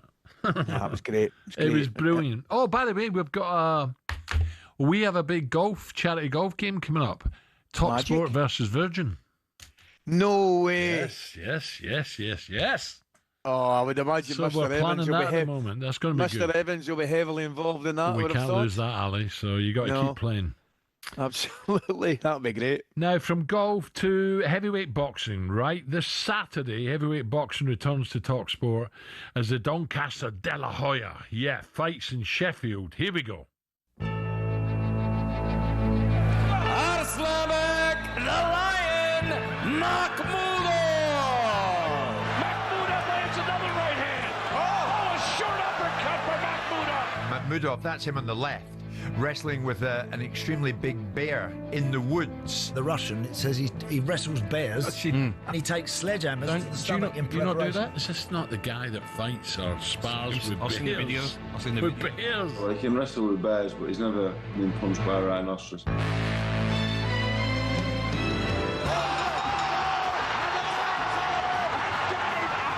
It's a barrage of action from Dave Allen. I fancy beating Mahmoudov, as scary as he is. He's going to fight my fight, and I don't think anyone can beat me at that. He wanted to be the main attraction, and David tune into my fight with Arslan Bekmambetov this Saturday on talkSPORT. Oh yes, Dave Allen against the Russian Makhmudov. Live on talkSPORT, and of course exclusively on DAZN. Win, and he tees up a potential fight against Deontay Wilder. So, hello. A reminder that the two knockout kings, Allen and Makhmudov, look to move one step closer to a big-name matchup this Saturday. And later that night in Philadelphia, Yaron Ennis makes his debut at 154 pounds against IBO world champion Uzma Lima. Watch this live on Saturday on the DAZN. And when I mentioned Philadelphia, that's where Rocky ran up and down the steps, wasn't it, Ali? Correct, absolutely. Is that, am I right in saying, is that the same place as the Liberty Bell? No, have I made that up? I think it is, yeah, I think it is. Yeah. By the way, I tell you what I watched quickly because I want to move on. I watched The Guinness Family, finished that, and then I watched. Oh no, you got to watch it. Got to watch it. If it's accurate, the history is amazing. If it's accurate, I think there's a lot of Irish don't like it. They'll say, no, that's not right. That's not right. Is that right? Yeah. Stephen's done a great job, Stephen Knight. And then I went on to Gangs of New York last night. And I can't. I've not seen that for years now. They tell me it's brilliant. Now, have you not seen Gangs of New York? No, they tell me it's fantastic. What's his name? Malef. What's his name? Oh, Daniel Day-Lewis. Mohicans, last of Mohicans. Daniel Day-Lewis plays the butcher. He's brilliant, baby. And he is absolutely brilliant, that fella. He is magnificent in this. I've got to say, Al, mate, I think he's absolutely magnificent in just about everything he does, the fella. Yeah. He's brilliant. What a talent! DiCaprio was great as well. Don't get me wrong, but you got to watch it. It's a great movie. Great movie. Right, moving on from. I feel like it. What's his name? I was just going to say, there's not many bases we don't cover in this programme, is there? We cover every base, don't we? Back to the Gers, though. Russell Martin, Nightmare on Elm Street and Nightmare on Ibrox. Russell Martin was, of course, sacked by the Gers on Sunday after 17 games. The club saying, well, all transitional periods require some time. Results have not met expectations. I didn't like the way he got escorted away. No, not a good look. Not a good look. I'm with you. Bang out. Absolutely. Not a good look at all. So Rangers are awaiting confirmation now over whether their former manager Steven Gerrard is interested in a return to Ibrox. The ex-Liverpool captain joined Rio Ferdinand on his podcast this week and said this about returning to management. There's a part of me that still feels that there's a bit of unfinished business in terms of wanting to go in and face another couple of exciting challenges, but I want a certain type of challenge. If in an ideal world they come available, I'll jump at them. If they don't, I won't go back in. I want to be at a team that's going to compete to win because I think that suits me better. Ali, I have to say, I might be wrong, totally wrong, but I just feel that if Stephen wanted it, it'd be done already. Well, I'm not so sure. I'm not so sure. I mean, you in a lot of these cases, you know better than me, Al, when a manager gets a sack, somebody walks into his shoes within 24 hours. Now, that's clearly not luck because they've obviously, whoever it may be, have done their homework. Yeah, without doubt. So, of course, there's no doubt about that. And you could argue that they're not doing their due diligence if it doesn't happen, but that's an argument for another day. This has gone on for weeks and weeks and weeks, Ali. Yeah. I think Stephen's probably, he's definitely been contacted regarding the job. This is me speaking without any real knowledge about a lot of things before MD says. But I just think he'll have one or two things to. There's a lot more for Stephen to consider than automatic. I'm going to take the job. There are other options as well. And I mean, I remember before Russell got the job, I wanted Frank Lampard. I mentioned Frank, and a lot of people didn't agree with me. I think a lot more people would agree with me now. I think it might be nearly impossible to get Frank now because of the job he's doing at Coventry. But at the same time, Derek McKinnon would certainly be another option, who has done and is doing exceptionally well. No surprise there. But Stephen will have one or two things to consider as well. He'll want to know, is there money to spend? Yeah. He'll look at the squad. Can he improve the squad? Can he improve the team? My immediate guess would be yes. Could he improve it as much to go on and win the league with that group of players? I'm not so sure. Yep, I'm with you, mate. So all these things. No, I think you've got to be honest about the whole thing. So I think there's a lot of things to cover before he would walk into it. But I would fully expect the Ibrox board and powers that be to have contacted him. But you don't know where he is in his life at this moment in time. You mentioned family, that obviously is priority, but also financially as well. Ali, coming back from Saudi, I don't know how that works, but there's tax implications, and absolutely, Al. And does his missus want to move to Scotland? Is she happy where she is? There's so many things in this. But I've got a feeling we heard from Rio, he's going to come back. He's going to come back into management. Yeah. It's just where. Yeah, well, the fact of the matter is, would they walk into a Premier League team? Probably not. With recent history would maybe indicate. I just think from his point of view, looking at it, and he'll obviously weigh up his options. And listening to Rio in that interview, he's clearly hell-bent and being a successful manager, and fair play to him for having that desire and need to do that. So he's probably looking at it. He knows Rangers now. He knows the club very well. He knows the fan base. He knows what it's like. He knows how big it is. Alex, you told me it's a 24/7 job, isn't it? Yes. Can you relax and enjoy it, or is it just your brain, your thoughts never stop? Never stop. But I would imagine that's management full stop, Alan, really, to be honest with you. But particularly the way Rangers are at the moment, I would imagine, it's like anything else, man. If you're successful, then you tend to enjoy. Best job in the world, yeah. Yeah, of course, it's the best job in the world, and you can take a little bit more time off, and you can do things perhaps, that you don't get the opportunity to do when you're under so much pressure. But Rangers at this moment in time, without doubt, the management job is 24/7. You better believe it is. Is this the worst situation Rangers have been in, Ali, for decades? No. I know they've been relegated, but yeah, that was a worst situation. But I look at the table now, and I look at the fans and the protests. Yeah, no, you're right. Thinking, absolutely. Yeah, no, 100%. The situation right now is dire. Right, the fans are absolutely well within their rights to be demanding better, because the difference now, Al, but not covering their faces and threats. No, I'm with you. I don't agree with that at all. I really don't agree. I support wholeheartedly the right to protest and the right to complain when things aren't going well, and the right to voice their opinion. Absolutely, but I think we're both in agreement. Hiding your face and things like that. Yeah, it's not. I don't think it's the answer. But anyway, there's a cup tie coming up, isn't there? Not too far away. Celtic Rangers Hampden. Yes. League Cup. Yeah, and I've got to say, being at the last Old Firm game, which was a heck of a disappointing game. You and I spoke about it. Yeah. I think you and I spoke about it during it. Never mind then. That's how poor it was. So, like anything at this moment in time, you'd expect probably Celtic to start slight favourites, but I don't think. And I know you agree with me, mate. I don't think Celtic are any great shakes either, and I actually think Rangers have actually dragged them down, believe it or not. Celtic or not, you're right. Anyway, Ask Ali coming up after the break, and there's some interesting news for England cricket fans. But first, one more reminder that the two knockout kings, Dave Allen and Makhmudov, look to move one step closer, sparring with bears, oh dear. One step closer to a big name match-up this Saturday, a big opportunity for one of these guys. Watch live this Saturday, only on DAZN. Boxing update on talkSPORT with DAZN, the global home of boxing. Sign up now at dazn.com/boxing.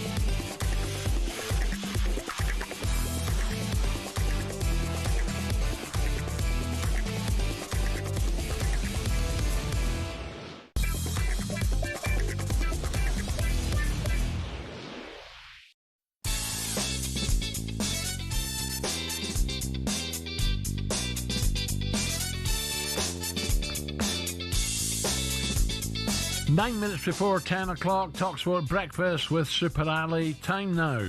Let's have a look at today's top headlines in Ask Ali, thanks to Movember. Get ready with Movember on talkSPORT for the Stars is calling. Grow and mow, raise funds, save lives. Sign up now at Movember.com. Ask me. Here's Ali McCoist. Oh, he's done it. Ali McCoist from Rangers. Are you winding me up? No, I'm deadly serious. You know where the creator of the Rubik's Cube came from? Came from Czechoslovakia. So there you are, have some of that. You need to introduce me to this Tinder. Is it dangerous? You're a pair of numpties, so you are. Let's be having you. Let's be having you. Oh, gee, was I? You were only supposed to blow up a bloody door. What's that? Yeah, I've nailed it, man. I've nailed it. Yep, that's right. Ali is doing Movember this year. He has promised the nation, so it's time to fire over some questions to Super Ali. Let's get straight into it. What are you laughing at? Movember. Yeah, I mean, I'll tell you what, I'll do it if you do it. I've just had a dig in the grave. I've got to be honest. I actually still don't think I can grow a moustache. I've got that wee. I'd bum fluff up till I was about 48, man. Honestly, you should stick my head out the window and it would disappear. You know what I mean? It was, oh man, ridiculous. Right, here we go. This is good news for England, Ali, and yourself. You love your cricket. Australian captain Pat Cummins is set to miss the first Ashes Test match in Perth with a back problem, which throws this series for Pat in doubt. I was going to say, does it make England favourites for the Ashes if Cummins missed the series? It's a big miss, but I wouldn't say favourites, would you? No, I have to be honest. I'm not sure it makes England favourites. Well documented, the boys will tell you how difficult it is to get down there. I mean, you were there. When were you there? Was it about 10 years ago? I was in Brisbane, but I've been over to Perth, Fremantle. God, that was disappointing, by the way, Fremantle. But my brother lives in Perth. He loves it. I know, I knew that. Pat Cummins will be a massive blow for Australia if he misses any tests, never mind the entire series. It looks like he's definitely out for the first one with a back problem. And you know better than them, my old son. Back problems, you have... Oh, mate, they have to be treated with extreme caution. I still think that they have a really strong bowling lineup, but I look at England's bowling lineup as well, and I think it's quite impressive. You get a lot of pace there with Wood Archer, possibly Gus Atkins and Pryden Carse as well, and then you've got Ben Stokes as well. So there's no doubt about it. Aye. I'd maybe still sneakily say Australia would be favourites, right? Home territory and all that kind of stuff. But it definitely enhances England's chances, I think. I agree. I really do, mate. Now, Richard Ashcroft from The Verve joined the boys on Drive yesterday afternoon, live in the studio here.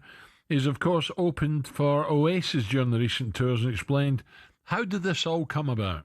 I think it was a few months after they'd announced the tour. And from what I believe, I think Liam... There was a number, as you'd imagine, hundreds of bands who wanted to do it, and artists, you know. And I think they were going through names and whatnot, and I think Liam just said, I think it'd be great if Richard did it. And Noel agreed. I think it was a meeting, whether it was on the phone, Skyping or something with the agent. Because the agent's my agent, he's gutted. I've said before, he could have had someone for free. but I'm not doing anything for free anymore. And it was lovely that it came from the lads, you know what I mean? It wasn't some, like I say, an agent or manager or, they understood, I think, that I could potentially have been the perfect act to leave it to them to slam dunk, There you go. I think he just bumped into them, Ali, didn't he? I've got to say, mate. Did I see that video? Yeah, I got it, man. Right, okay, I got it. I got it. I was watching the same video. Should be called the swerve, not the verve. But I think he is a great... He's not a warm-up, is he? He's brilliant. No, he's not a warm-up. No, I've got to say to you, he said something there, and I wrote it down. It probably was the perfect act, to come on before the boys, because, I mean, the amount of people... Seriously, the Oasis gigs have been nothing short of sensational, and I mean absolutely sensational. I've seen them a few times, obviously Edinburgh and London and things like that. And they have, in many ways, as you would expect, overshadowed Richard Ashcroft's performances. But once you start moving on and get away from the Oasis thing where they've been sensational, you actually do look at Richard Ashcroft's performances, and they have been tremendous. They probably have been perfect for each other. Yeah. To be brutally honest with you. Yeah. I tell you, it was about yesterday. Was it last week we challenged Jim Kerr? What about last week? Man. Yeah, we missed them again, didn't we? The boys are brilliant. I think Jim was in, but we weren't in that day. Charlie was here as well. Yeah, they were both in. I didn't know Charlie was in. I knew Jim was in. Yeah. Right, that's you. I'll see you tomorrow up in Glasgow, eh? Absolutely, pal. You have a safe trip. Enjoy it. I'm trying to think. Where are you tomorrow? Is Gabby with you tomorrow morning? I'm with Gabby in the morning, and then we're on I think around 2:00 flight up to Glasgow. Okay, I'm going to tell him, by the way, that you had him doing to win Traitors. He'll not be happy with that. Big thanks to Ally McCoist. Gabby back alongside me tomorrow morning with some great guests, including top jockey Oisin Murphy. What a season he's had. Brilliant. 10 a.m. show coming next. That was a look at today's top headlines thanks to Movember. Sign up now at Movember.com. It was a good old show today. Hopefully you enjoyed it. It was variation, wasn't it? I really enjoyed it. I hope you did. See you tomorrow, 6:00. You and me, Viv, were a bowl of Maltesers. That's it. Oh, no, don't. I can't stop those Maltesers, man. Oh, no, stop it. And you know what she started doing? Put them in the fridge. They're brilliant. See when they come out in the fridge? Oh, man. Stop it. Get ready with Movember on talkSPORT. Grow moustache, raise funds, save lives, and change the face of men's health. Sign up now at Movember.com.